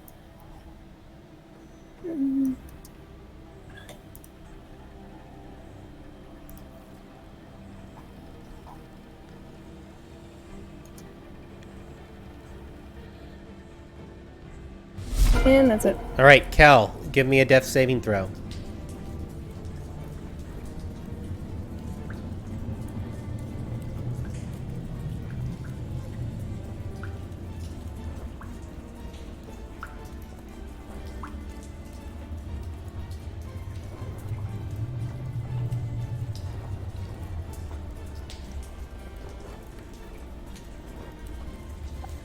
You there, Kel? Yep, just rolled. All right. And then you can pass your turn.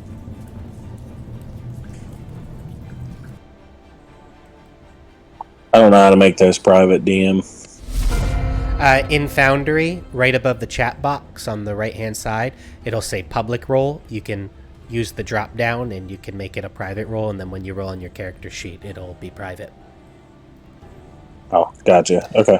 Vaati, you're up. So that's the water ends like there. Yeah, one more square is double movement. So right now you've used 20 feet. The next step is 30 feet, and then it's normal movement from there. So I'll just use the dash action and. Yep, and then you can go another 30 feet.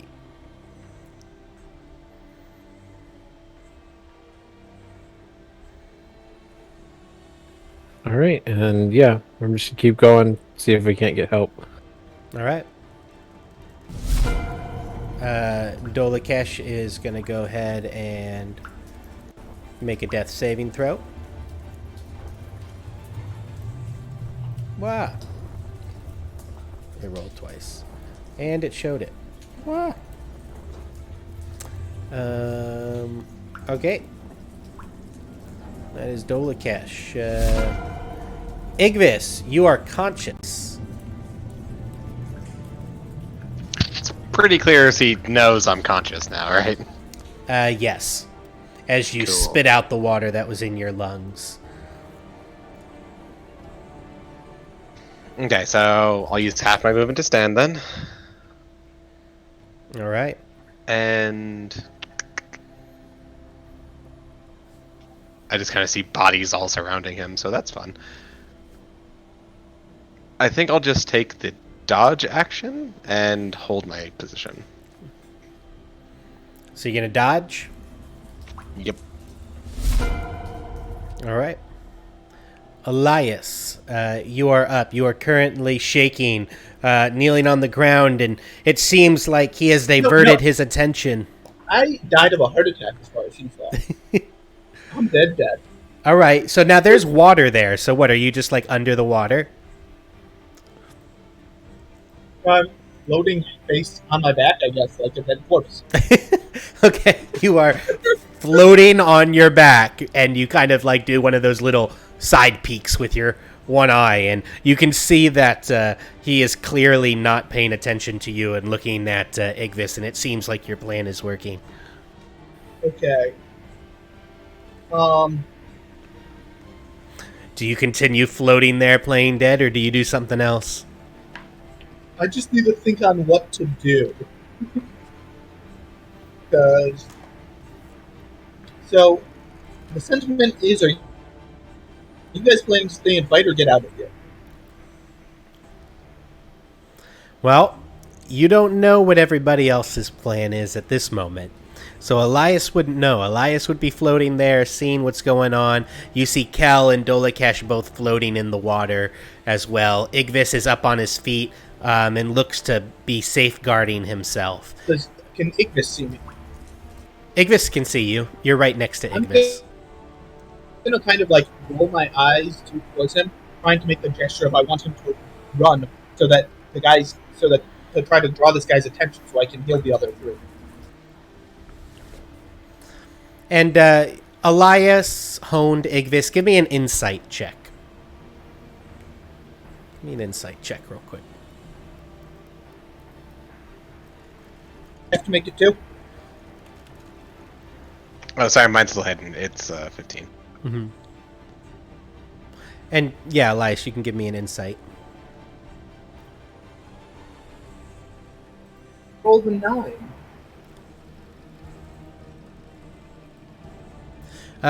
All right, so Honed and Igvis, both of you, you notice this skull-headed man seems pretty hurt and beat up.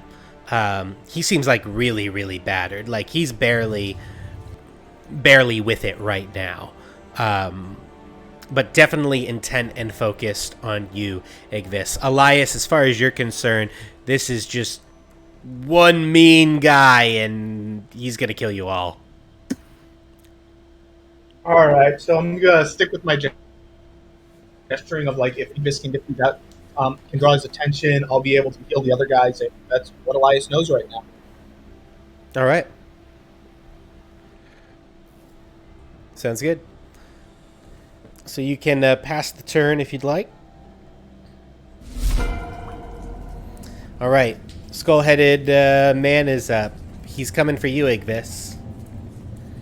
So at disadvantage.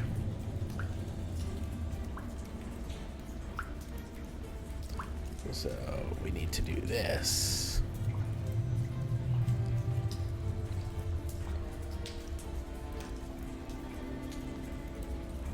So an 11 will miss you. Correct. Second dagger comes out. 13 will miss Missed. you. All right. And then those glowing red eyes as well come and stare into your soul. Go ahead and give me a wisdom saving throw. 19. All right. Again, you shake it off. Yeah, that's his full turn. Honed. And move and dashing. All right. That's my turn. Mariana, you're up. Still heading out. All right. Now at full speed. Hey, that was 30 feet, right, Honed? Do you only have 25? 25 is correct. Oh, unfortunate. And I guess I'll dash. And hope Vaati's not too far behind. All right.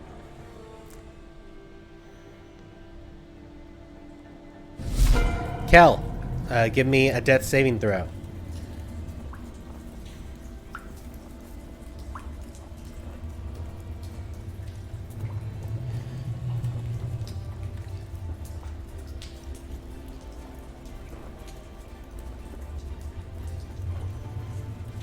All right. Go ahead and pass the turn. Quick question, DM. Would we just consider essentially Vaati and Mariana basically just removed from combat at this point? I'm going to keep them in combat for now because I want to track how far they're moving every round Fair enough. and where they are. Vaati, you are up.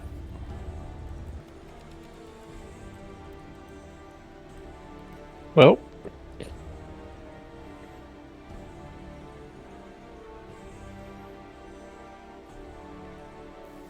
Wait a minute, y'all just left us? Oh yeah, did you miss that? We're way gone. That was a while ago. listen, Kel, you need to understand, all right? I have like 5 HP, and I'm a blood hunter. I do not have anything else to be able to give that fight. I went looking for help. And I'm a pirate who's getting paid by him. But I'm going to take the dash action and do it again. Go for it. Hey, look at it this way: if he'd gone, he would be with me playing dead, but he's not as good of an actor. Yeah, so if Kel finds that out when he wakes up, he's going to be pissed. All right. Go ahead and pass the turn when you're ready. Dolakesh is going to make a death saving throw.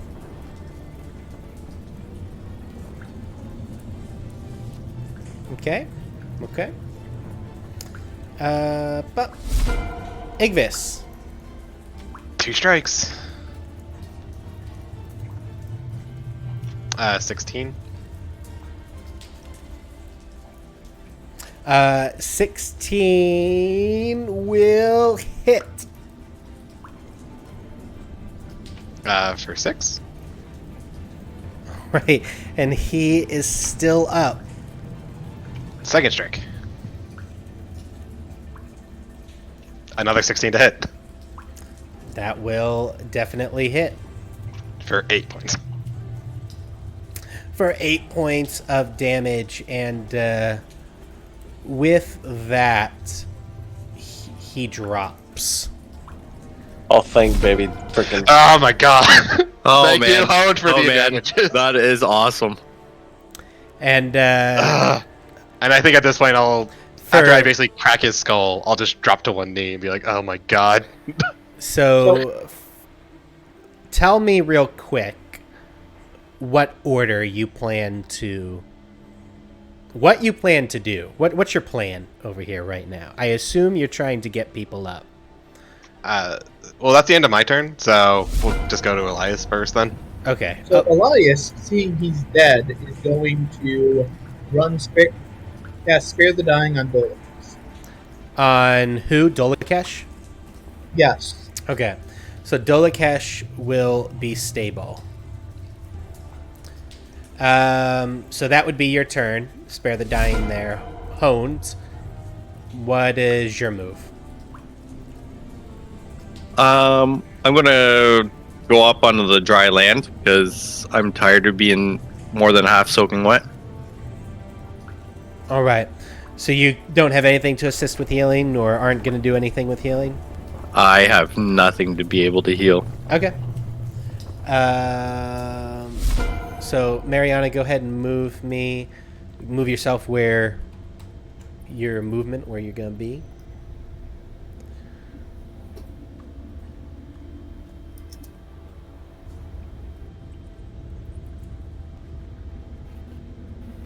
Because we don't know he's dead. We're still going for help. Are we moving in like rounds, or are we just? Yeah. I mean, you can just keep your person where you are, and on your turn, just skip. That's fine too. Okay. My apologies. So go ahead and skip the turn there, and then Kel, give me a death saving throw. You have not been healed yet.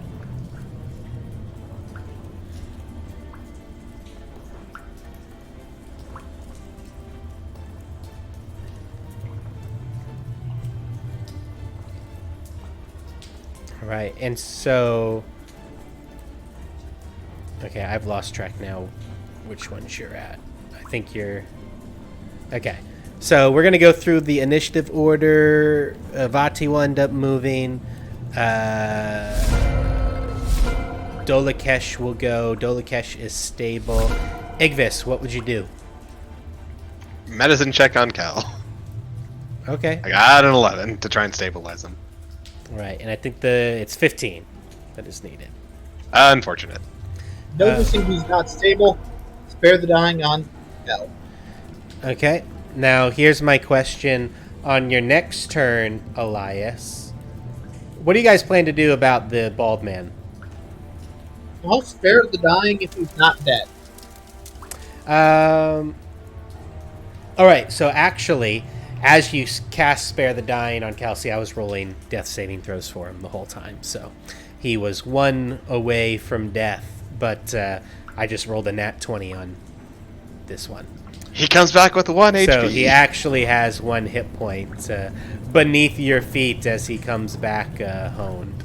And we can go ahead and drop out of combat now. Wait, who came back?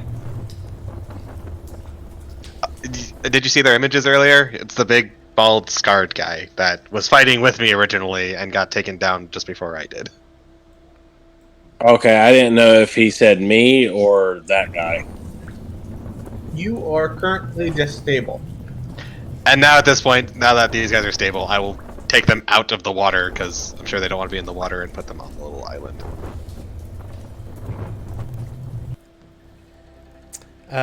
Okay, so you take these guys off and onto the little island over there. Mariana and Vaati, you can just move yourselves as freely, and everybody can move freely based on what they would be doing. I'm going. Does Cal have 1 HP? You guys are both still at 0, right? Still unconscious? Just Yeah, not you're dying? still unconscious. You're just stable, so you still need to be healed.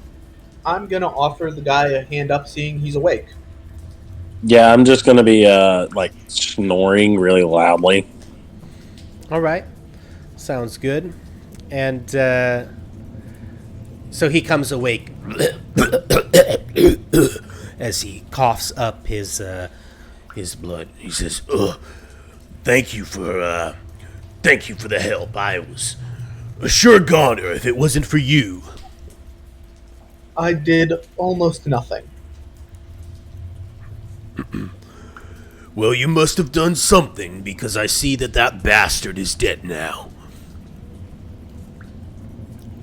May I ask what brought you to a place as this? Well, you must first promise me amnesty before I say anything further.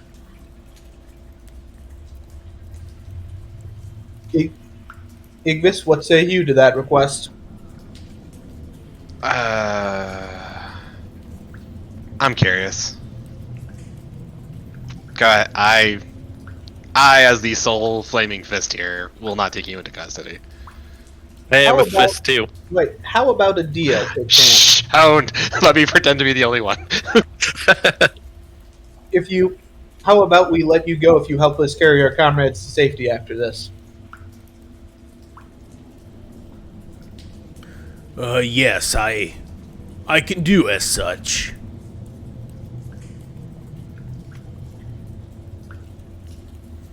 And at this point, I'll look around and just be like, wait, where are Mariana and Vaati? I do not believe they followed us. That's twice for Vaati. That's once for Mariana. Kind of like her more. To be fair, she only did meet us yesterday. I kind of like her more now.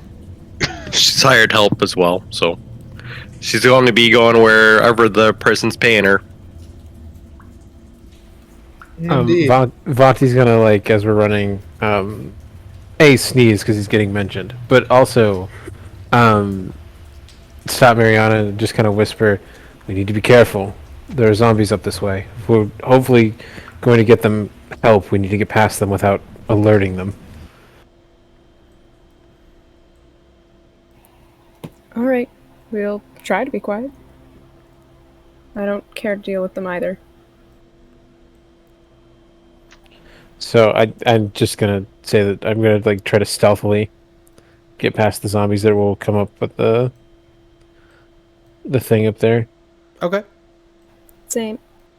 So as you get up to that corner stealthily, you realize that the zombies that were there you had killed, and that there are no more currently in that room. Well, that's right. I thought there was more.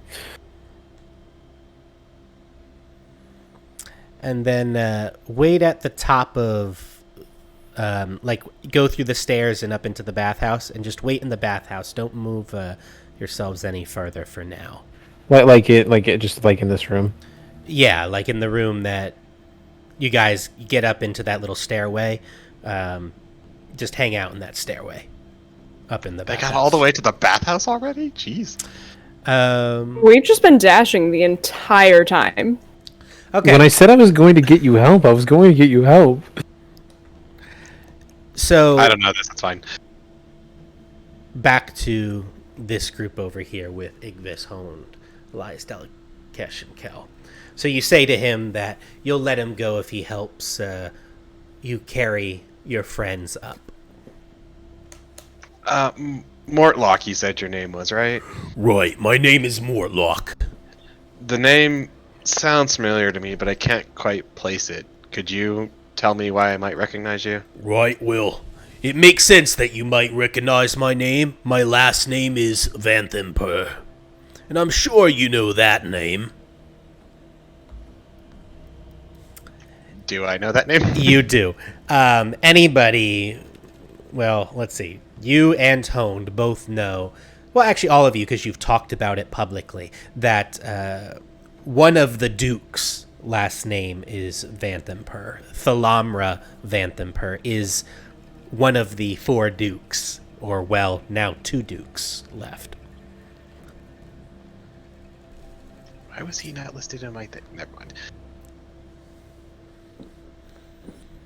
So you recognize the name Vanthampur specifically as belonging to Thalamra Vanthampur, who is a duke.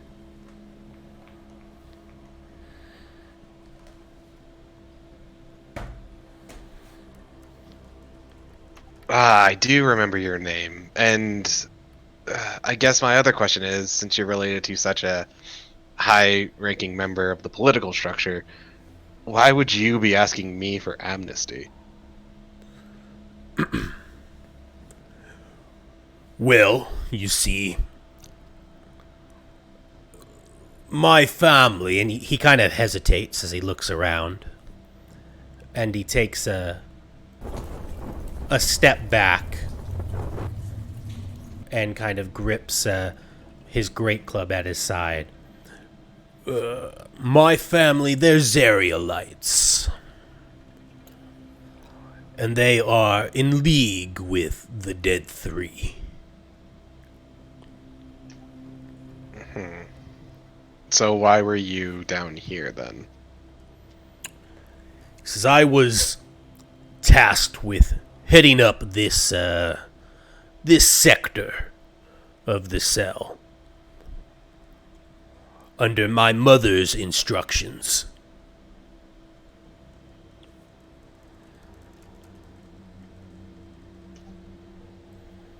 Interesting. And you can see him looking at both of you as kind of the grip on his great club tightens a little bit, and he looks a little nervous. You don't have to worry about us attacking you for no reason. We just saved you from the cult themselves. So why were they trying to kill you if you were assisting them? Says it's my brothers, and He pulls out a piece of paper, and he shows it to you, and I will show it here on stream. he says my brothers hired them to kill me. I have been betrayed.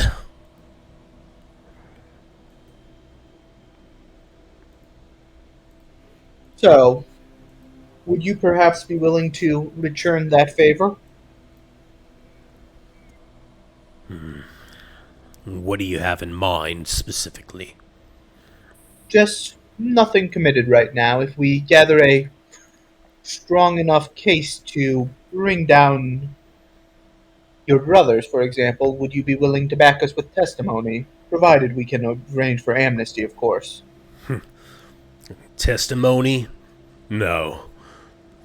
But I could probably get behind the elimination of my brothers. Roll me a persuasion check, Alais. While he does that, I'm also just gonna ask real quick. This says that some of the fists are working for you. Do you know who those are, so I can rev them out? The fists, no, not the flaming fists. Fists of Bane, that is a rank amongst the Baneites. Hound, you could be both, I guess. But I can be a finger in both fists. I think you're a fist in both. You could have been a fist in both fists, right? That's why I was confused. Yeah, I'm just a finger and a fist, but the fist is the lowest position. Okay. Anyway, persuasion.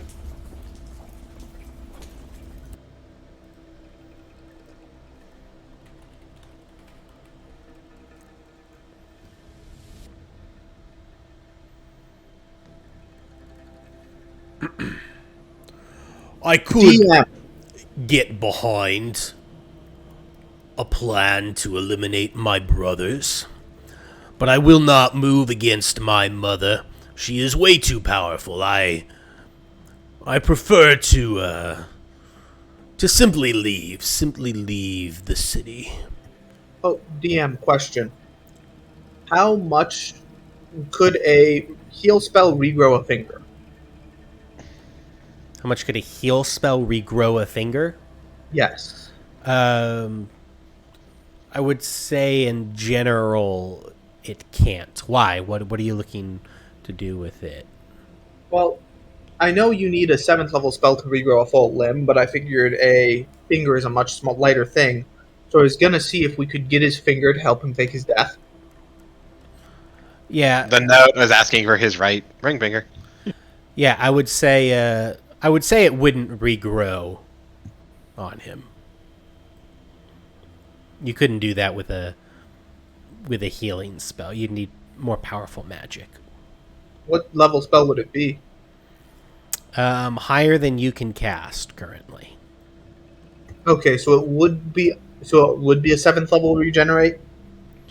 Yeah, I'd have to think about it, but I'd say a second level healing spell wouldn't do it. All right, valid.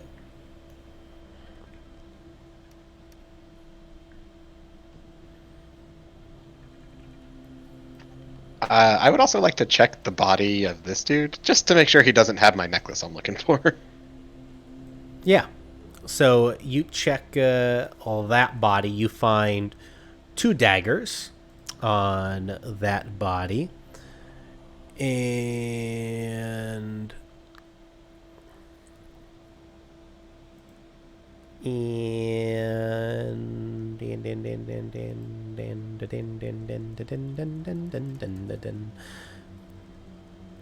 you'll find nothing else. Cool. Just making sure he didn't have my necklace.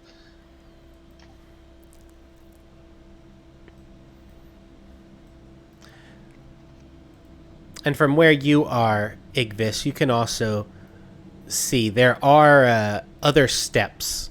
So there's steps down here to the southeast that seem to go up. There's steps here to the east that seem to go up, and steps here to the southwest that seem to go up. And there are, on the southwest, it seems like a bunch of chests in that corner. Yeah, I can see them, but I'm almost afraid to investigate them in case they blow up on me. Right, so, you said that whether I would like to help get back at my brothers, but you've yet to explain exactly how. Well, do you know any weaknesses they have right now? Or, for now, we'd like to at least make sure you're in should the need arise. At Any least- weaknesses? In what sense? They're both scrawny little fellas. I'm sure one big bash on their skull would do the trick.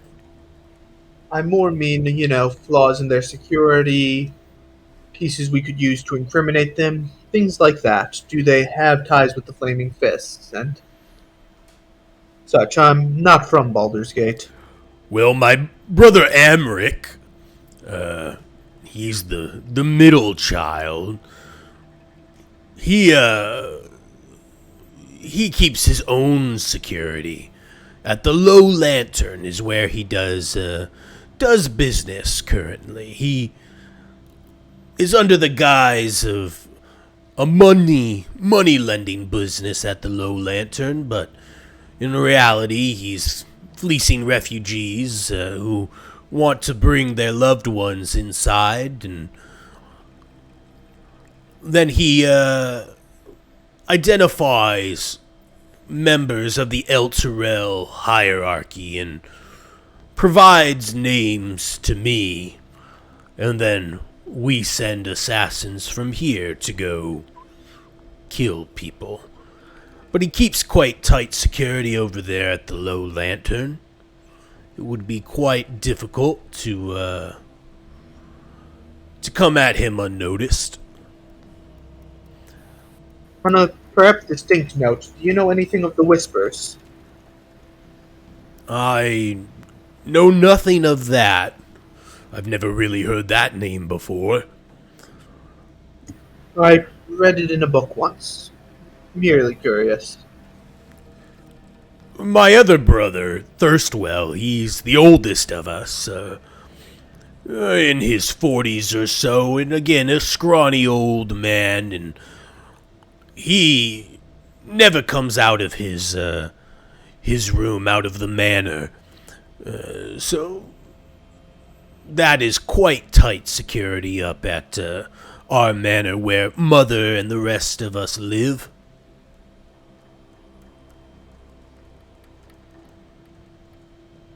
What are your plans from now on, though? My plans, well, I already told you. I would like to just leave this place and leave Baldur's Gate behind me and start life anew.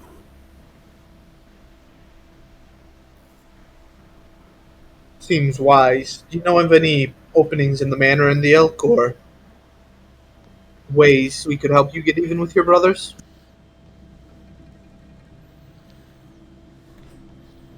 Says I could provide you information on the manor if you needed, as long as you promised to kill both of my brothers for me. From what I've seen of their handiwork, I think we'd be doing quite many people a favor in that.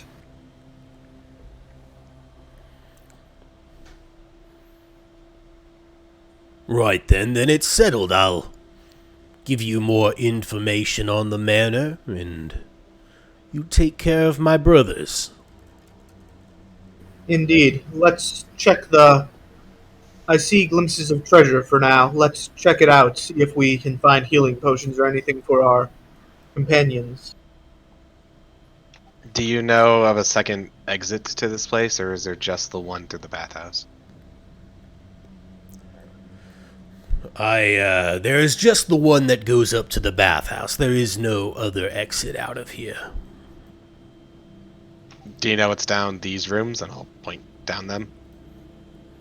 He says, yes, over in this direction, as he points to the southeast, there's another room up there with some crates that has some torches in them, and then beyond that is another room that has some stolen goods, some rations, and you can find some healing potions in the boxes over there of those stolen goods, and some flasks of alchemist fire. I think we have a couple manacles in there, some daggers, rations, and then to the east here, as he points this way, he says that goes to a shrine of sorts to the dead three. There are different statues up there that I try to stay away from myself. Okay. And you wouldn't happen to know anything about these down here? And I'll just point to them too. Yes, of course I do. That would be treasure that we have stolen from some dragon cultists that have made a recent rise here in the city. Do you know if any of them are trapped?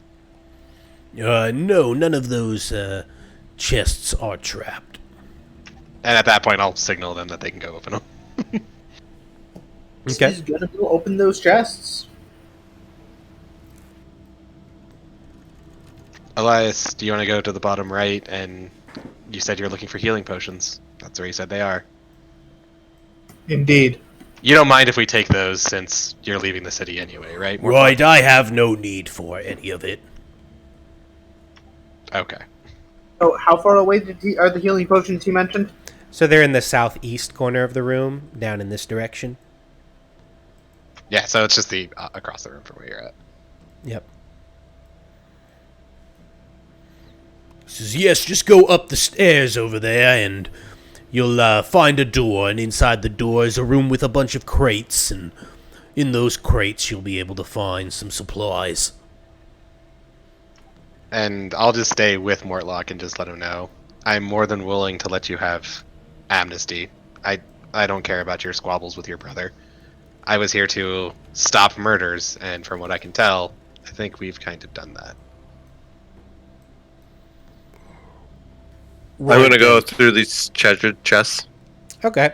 Roll me a 1d4, Honed.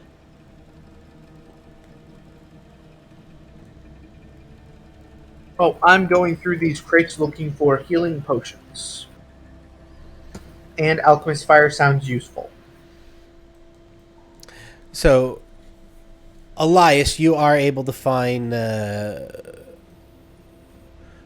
So you open your first crate, Alais, and you find 3 flasks of alchemist fire. Opening up a second crate, You're able to find 6 sets of manacles in there that seem like they could be useful, possibly. And then when you get to your 3rd crate, you find what seem to be 4 potions of healing. How would I inspect them to confirm they're actually potions of healing? Give me an Arcana check. I am not fluent in that. You can still make it. It's just basically an intelligence check if you don't have anything in it. Honed, for you, yeah, they look like potions of healing, Elias. Yeah, you think so. I'm going to do something stupid because they all seem to be labeled the same, right? Yeah. I'm going to take a sip of one.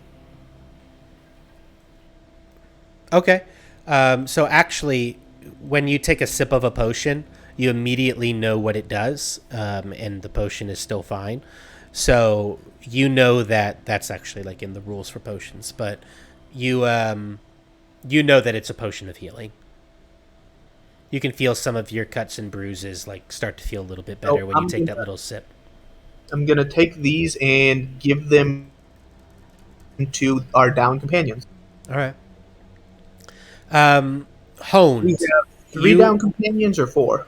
You have 2 down companions that are unconscious. And a fighter that could use some health. All right, so I'm going to go and hand out 3 of the healing potions. All right. Honed, you open one of the chests and you find what seems to be thousands of copper pieces, as well as sitting on top 2 red crystal vials with gold stoppers, and they seem to be filled with liquid inside.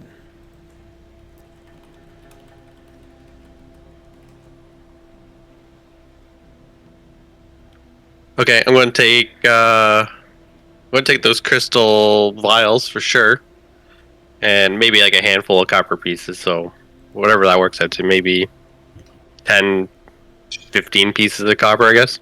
All right, yeah. Go ahead and throw 15 copper pieces on your onto your character sheet, and you also have these potions.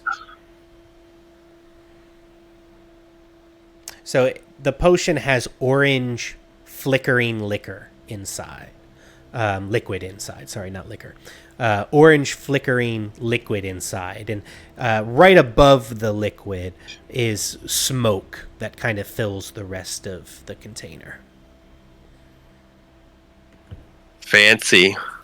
I'm sure this is worth some money. Do you just keep going through the rest of the chests owned? Yeah, I'm going to keep going through them until I find the amulet that Igvis is looking for, if it's in here. If not, then I'll just keep going through them all. Okay.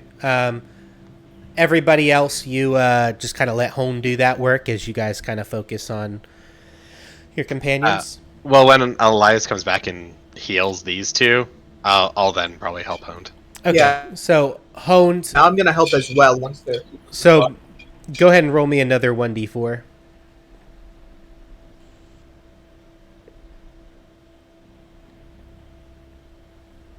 So you open your second crate, and you find what looks to be a bronze crown with fire spires. And each, with 5 spires, not fire. Bronze crown with 5 spires, and each spire seems to resemble some sort of dragon on this crown. There's a black one, a blue one, a green one, a red one, and a white one on these the spires. And you notice that the crown itself seems to have been very carefully packed in shaped padding, so like if you've ever seen foam that's cut out specifically to shape an object, in special packaging, it's like that. It's in its own little special place that's been specifically shaped to fit it. And it has an inscription on it, what languages do you read?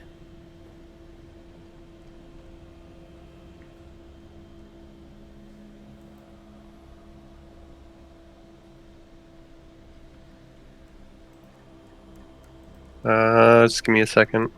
Yep. Real quick, DM, since I'm up, can I also search one of these chests in the back? Yeah, I'd say honed is. We're gonna get through this chest first because this would be like while Alais is searching and coming back and giving you your potion and all of that stuff. Where does one find languages? Gotcha. It would be on the bottom left of your character sheet, underneath senses, and then there's armor, weapons, tools, then languages. So it looks like you. I'm looking at your character sheet. You speak Common and Dwarvish. So there's this inscription on this crown that you don't understand, but it says something in a language that's unfamiliar to you. And then you also find another empty hollow in that padding that is specially shaped that looks like it would fit some sort of amulet or necklace, and in there you do indeed find this amulet that have they seen it, Igvis, before? Yes, Dolakesh handed it to me in front of them. Okay, so you do find an amulet in there that is round and seems to have swirling colors inside of it.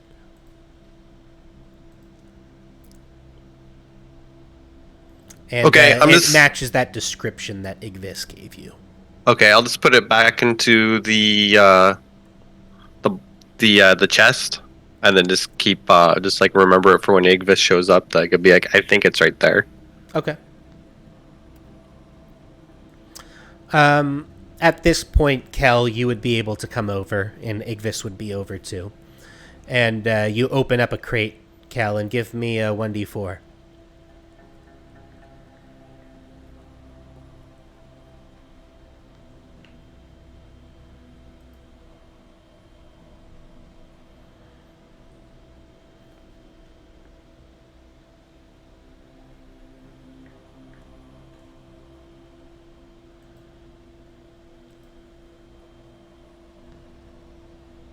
Did it come through? It did not. Oh, there it is. 4. So you open up a crate, one of these chests, Cal, and you notice it seems to be filled with copper and silver pieces, thousands of coins. And on top of those coins is a really delicate porcelain mask shaped like a dragon. So I'm going to take as much of the silver pieces as I can carry and the mask. Okay, so like, what are you? You're just gonna start dumping silver, and do you have a backpack?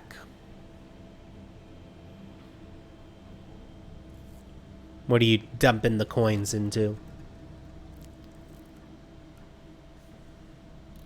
Yep, I do have a backpack, so I'm going to be dumping the silver into that. Okay, and you're just gonna go until your whole backpack is full? Not quite all the way full, but like to where it's got some pretty hefty weight to it. Okay, sounds good. So maybe like 25% full. You think maybe? Yeah, I mean, with what I have in my backpack, I think I could fit probably, I would say a good. How much does one silver piece weigh?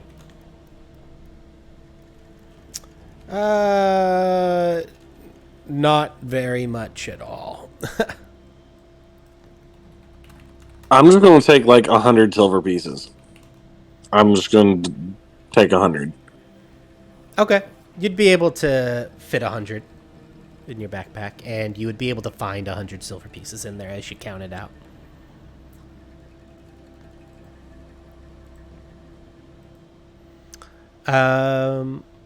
Igvis, at this point, you'd be over there as well. I'm gonna do something real weird.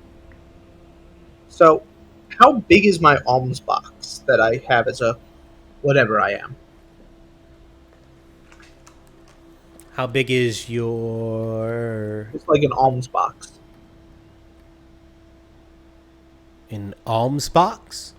Yes. What is that? I will not say on the. Basically, I'm going to take out a small box that Alais has been carrying and just fill it with whatever the highest denomination of coin they have in the treasure rooms. Okay, so you'd have to go down into the treasure room first, all the way down here. But you go down there, and it's a small box. I'm trying to look at your character sheet. I will DM you the details. Okay. Also, DM, do I recognize the mask or any details about the mask? Well, there are. So, first of all, the only one you see is the. Okay, you got the delicate porcelain dragon mask. You don't really. It looks like it's shaped like a dragon. It looks like it could be worth some money, possibly. You could also wear it. I mean, it is a wearable mask that you could put on. Okay. I'm going to, for shits and giggles, I'm going to investigate it for any. Actually, I want to. Yeah, I want to do an investigation check on it to see if there's anything else that I could tell. Okay, go ahead and give me an investigation check.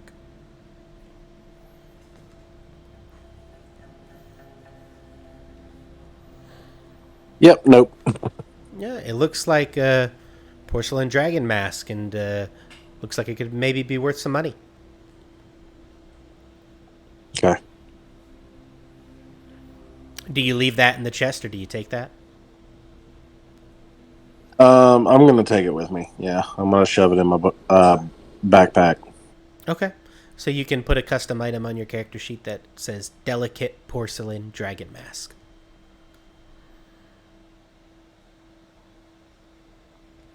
At this point, when I walk up, I'll just be like, "Find anything interesting, Hound?" And I'd say, yeah, I think I found what you're looking for, and then I'll point over at the chest. I'll immediately go check. Okay. So you open that in that same description that I gave him again, with the shape, packaging, and the spire, and the different colored dragons, and then of course your necklace is also in there. Wait, why are there two artifacts? Which one's the queen's treasure? I'm just gonna grab them both. Okay. And what languages do you speak, Igvis? Abyssal and common. Okay. So again, there's writing on it that you don't understand. I don't know why it's important, but I'm gonna take them anyway. Can I look at the writing on the 1% chance I read it? I was like, can I ask Igvis to see the items? Yeah, because it's the Cult of the Dragon, I'm just going to assume it's Draconic and be like, does anybody speak Draconic, possibly? I don't know, and then I'll hold it out. Yep, it would make sense that Kel might, because Dragonborn. So, Kel, you do look at it, and you do recognize it as Draconic. And it says that.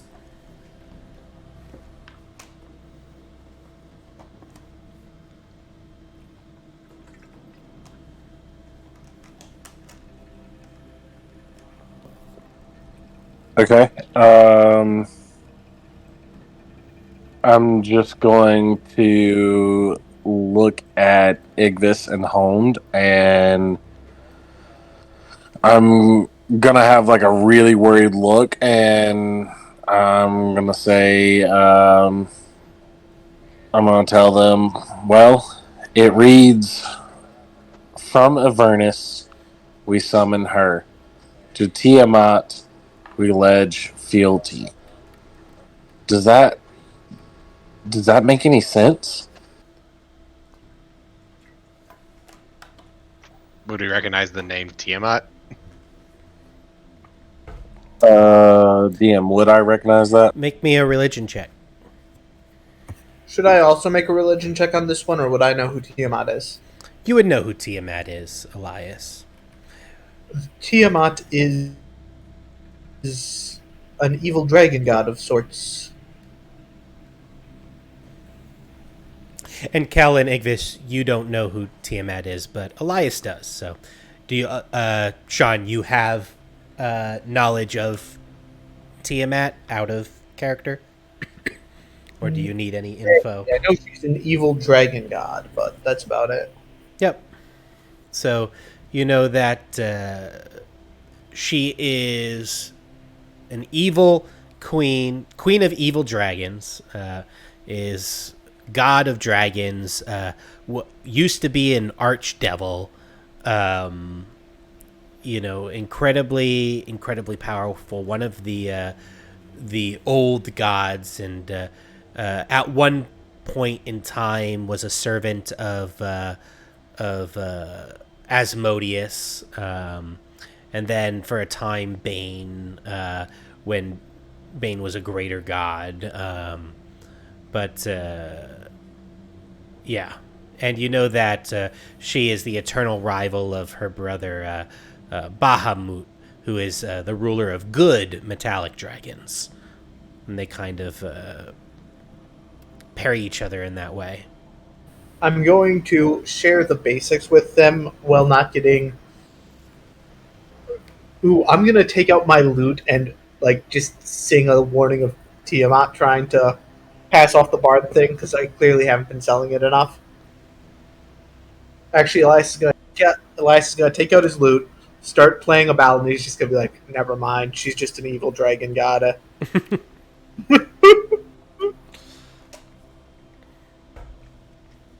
Makes sense for a dragon cult, I suppose. Indeed, she's rather powerful, though. Unfortunately, Cal, I don't have an option at the moment. I'm going to need to take these almost back to that cult. I don't even know how much time I have left at this point. Cal's gonna hand over the items.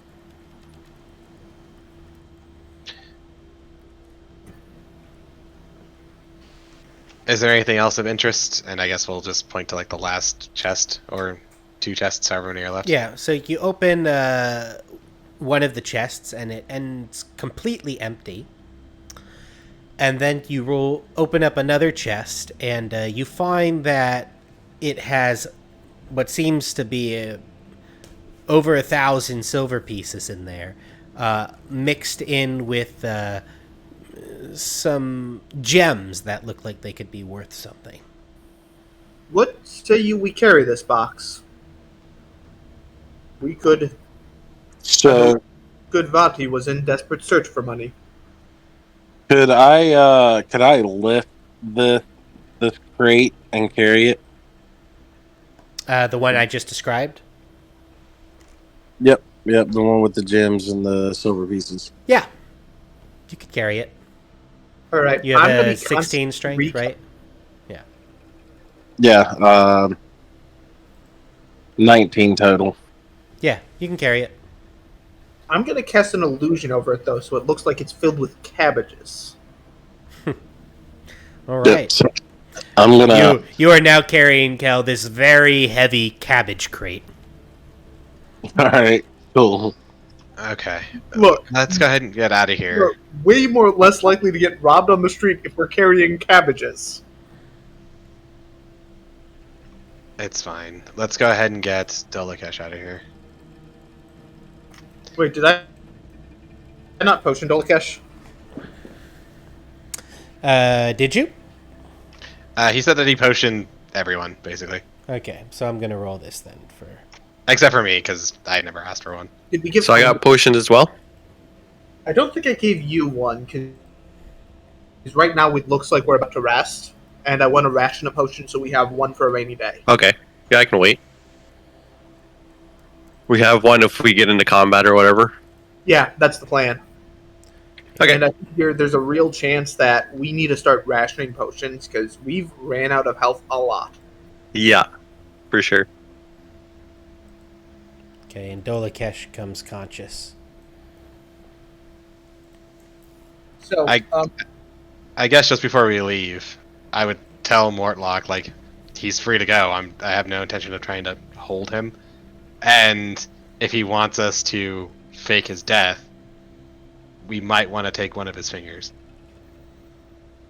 I'll say something to Igvis. I'll be like, what about the pirate captain guy? He might take him with them. I don't think we should. I think we should all talk before we decide what to do with the pirate captain. It'd be nice if Vaati and Mariana were here. Well, they ran away scared. We were getting help. Running away scared. If I recall correctly, you hid, so I don't want to hear it, Owen. Mortlock, do you want to... I just wanted to hide just to be safe. Right, I was defeated by his very evil glare. I was going to say, to be fair, I think I'm the only person besides Kel who at no point tried to hide or pretend or anything. Yeah, like, Anyway. I think the only people that are honorable are technically Igvis and Kel. Everyone else did some shady things. Whoa! In my defense, I worship a trickery god, and I am the only one of the party who can stop down people from dying. So you, I'm going to try and ask Mortlock, like, do you want to leave immediately, or do you plan on staying in town maybe a day longer? Right, so I would quite like to leave right away. So then, could you write the details down for us when it comes time to get revenge on your foul brothers? Right, you mean like right now? Follow us to, we'll call it a safe house. Give us the information there, and then you're free to go. Right, okay, I can do that.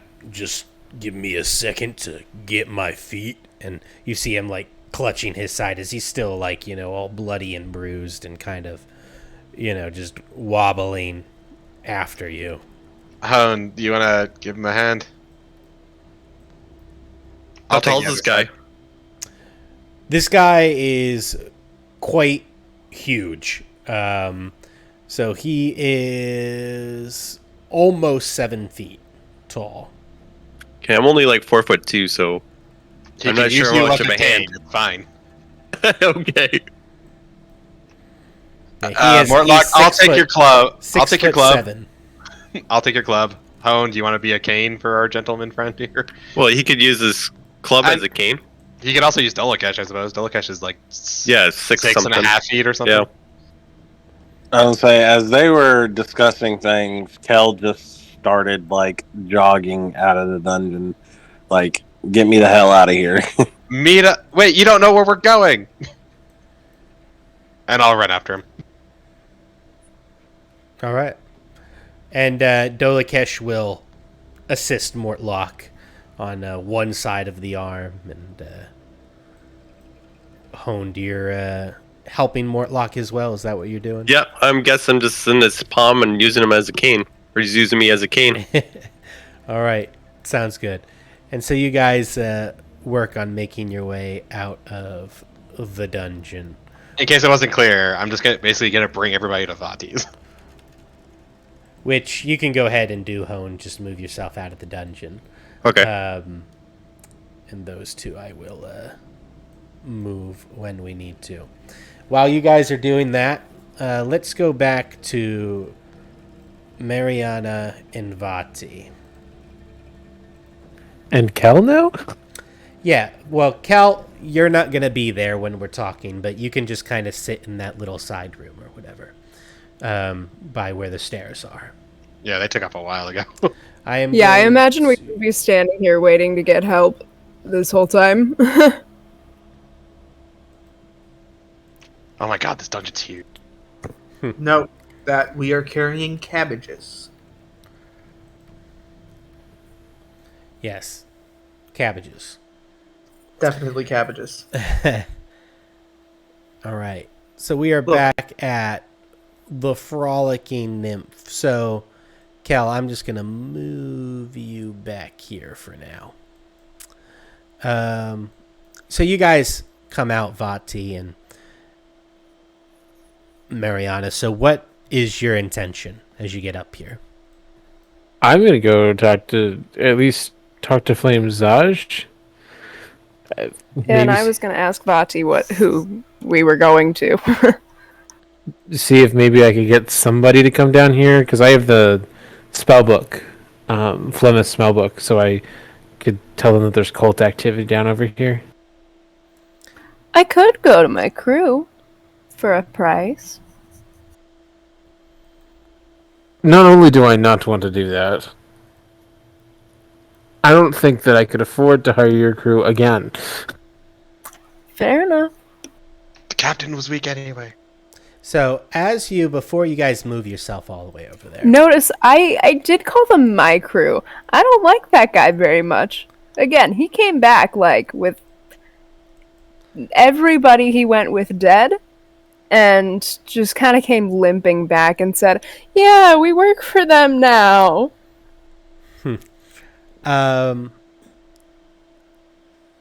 As you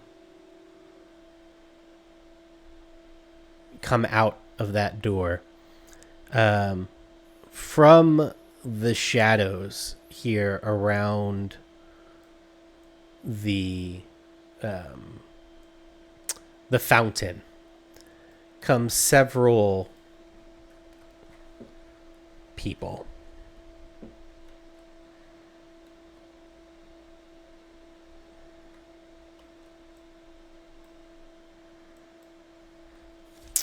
And they look like this, as I'll give you just a kind of like close up of their face there on the token there. So they're wearing these masks that have all these various pointy shapes, and they're wearing these long black robes that have some distinct patterns. They almost look like wings in a sense, the robes, and they jump out kind of in front of you to kind of block your way. And the one that's right here speaks up and says, "You, where is our queen's stolen treasure? I know you have it." Who was it that they pointed at? Was it Mariana or me? He'll say that to the first person out the door. That'd probably be me. So he'll say it to you, Vaati. "I know that you have it. Where is it?" Treasure? We came out here to get help. There's the Cult of the Dead 3 have a base downstairs. If anything, your treasure's down there. They outnumbered our group. Since we've been following you for quite some time, you better not be lying to us. Empty out all of your belongings now. And I'm just gonna set down my backpack and pass it over to them. And you'll hear the other one next to him whisper something in his ear. And then he'll look and he'll say, "Back inside. Let's do this inside. Move." Okay.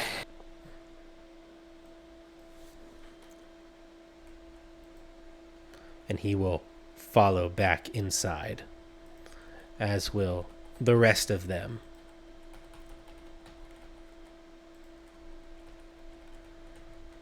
Are you sure you don't want to do this inside a little deeper? Maybe you guys could knock out a few necromancers on the way? Quiet. All I want to do is see what you have on you. Empty it. All of it now. I mean, I'm just gonna follow what they say at this moment. Gonna empty out my backpack, show them that I have nothing. I give them my little pouch that contains what leftover gold I have. Can I hear any of this, DM? No, no. This is all happening before you're ever up there. And Mariana will set out her pack the same. Okay. Let me look real quick at your character sheets. What do you have of value in? As that magic item that we're allowed to take, I took the masquerade tattoo, but that's kind of on me, so that doesn't really count. Yeah, that's a tattoo. The flail from Flennis. I guess my arcane focus is the shape of a coin, but I mean, like, I have 10 gold. I do have Flemeth's spell book. I don't know if that would be worth anything because it could be cursed.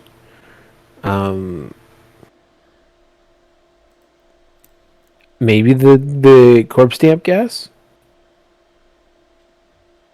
I am carrying a solid amount of gold, though. I am carrying very, very little gold. They would take whatever gold you have on you, coins, and they'll demand that you hand it over. Hand it over right now. We will take that as tax for wasting our time. You are wasting my time. Did I tell you to speak? And you'll see this. Did I tell you? Oh. And he will reach out and he will backhand you. And he'll say, "You best know your place." And what gives you yours? And these two over here behind you will each put a hand on your shoulders.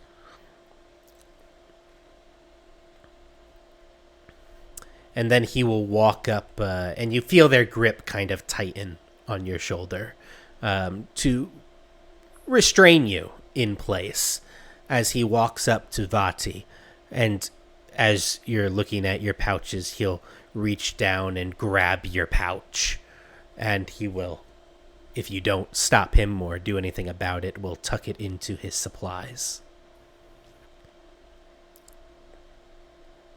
And then he'll pick up a piece of paper that you have rolled within your supplies, I assume, still. Are you talking about the contract? Yeah, he can. I have it on me at all times, so... So he would take that and he would unwrap it and unroll it and look at it. And look at you. Look back at the paper. Roll it up. Hand it back to you. Seems you're already damned. You won't be needing this gold where you're going. And then he will move over here to you, Mariana. And as he stares at you, with a slight smile, he'll reach down. He'll grab your pouch of gold wherever you keep the gold that you have on you. And he will start shoving a couple different pouches of gold into his belongings. And he says, "All right. You're free to go as long as you don't impede the rest of our business." And he'll kind of nod to the door. Do you need to know how to get into the underground?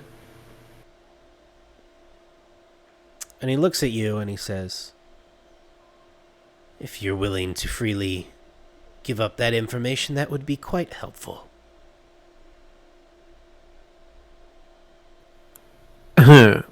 Let's make a deal. I take you down there. I can show you where the potential of your treasure might be.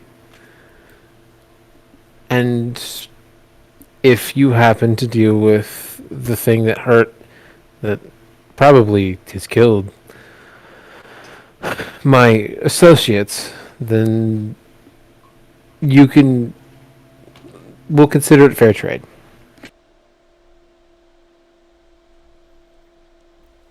You know where our treasure is, then? I have an inclination. Nothing solid, but I've spent a lot of time underneath this building and potentially the streets that tunnel follows. Could save you at least an hour's search. And potentially save a couple of your companions' lives. So he says, he comes up to you, and he kind of rubs his dagger kind of along your throat and along your face as he says, I have a better deal. How about you hand us your weapons? This one, the loudmouth over there, we let her go with my associates. And my other friends here, we'll accompany you down to where our treasure is, and you can show us exactly where it is, and provided that we attain it, we return your friend back to wherever she would like to go. That sounds like a much better deal.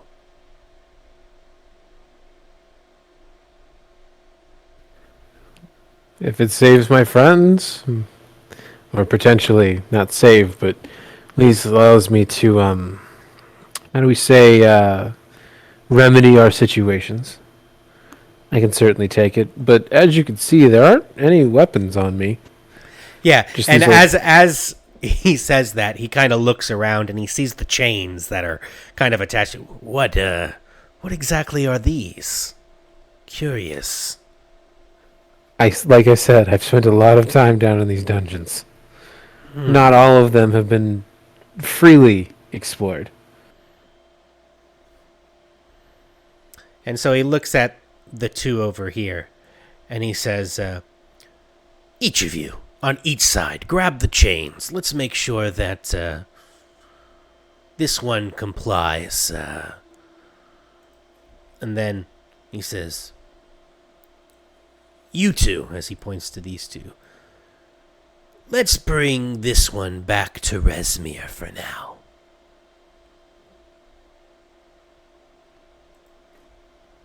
And they grab your arm, Mariana, both of these two. Now with both hands. Do you allow them to do that? She's quiet, but very, very clearly angry, and just the two closest to her feel a little bit colder. Okay. And they kind of look at each other, and then they wrap your hands behind your back, and they slap manacles on you.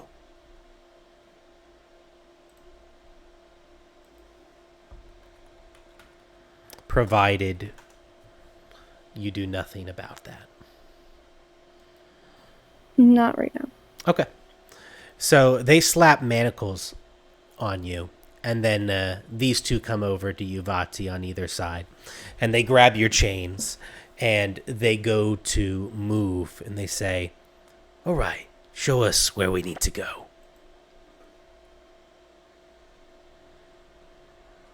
So I'll just lead them. Okay.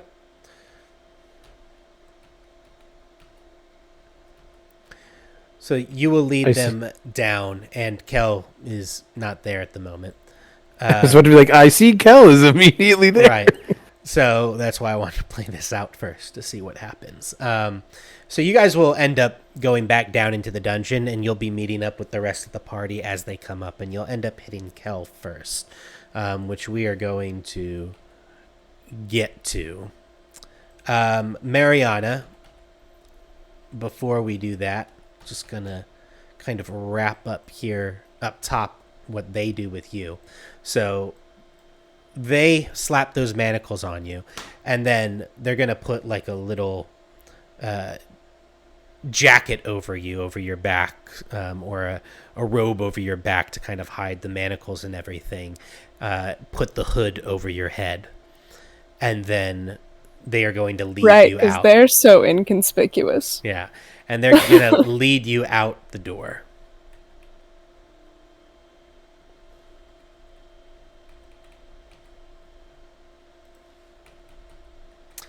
And they will continue to lead you down the street, provided you don't resist them.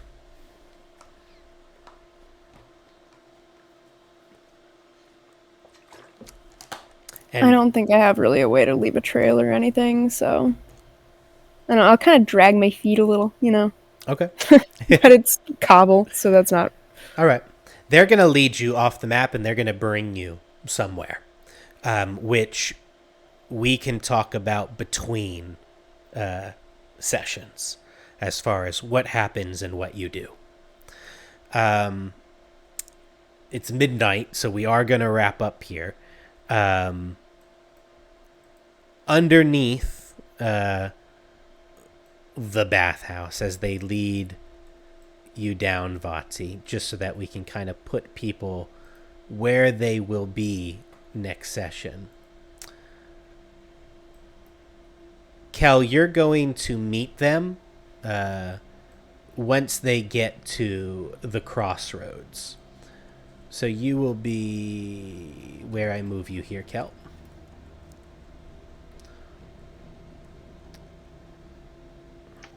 Would I basically be with him because I can basically move like almost 3 times as quickly as he can? Yeah, based on the timing, I would say so. You can move until you see Kel. And Vaati, you are going to be basically right here where I move you.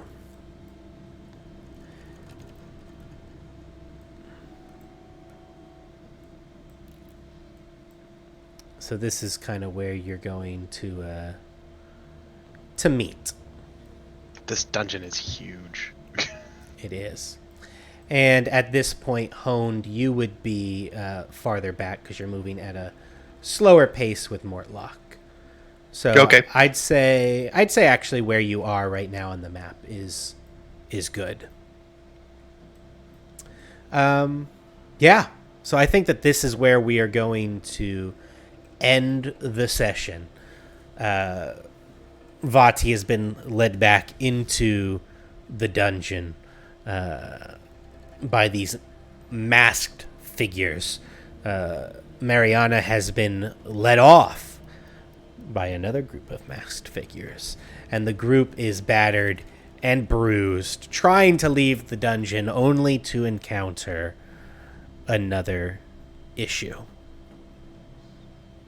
So that will be session 19, and we will reveal what happens next in session 20 next Friday. Sounds good. Go ahead. Oh boy. Go ahead and say goodbye to the stream, everybody. Bye. Bye, everyone.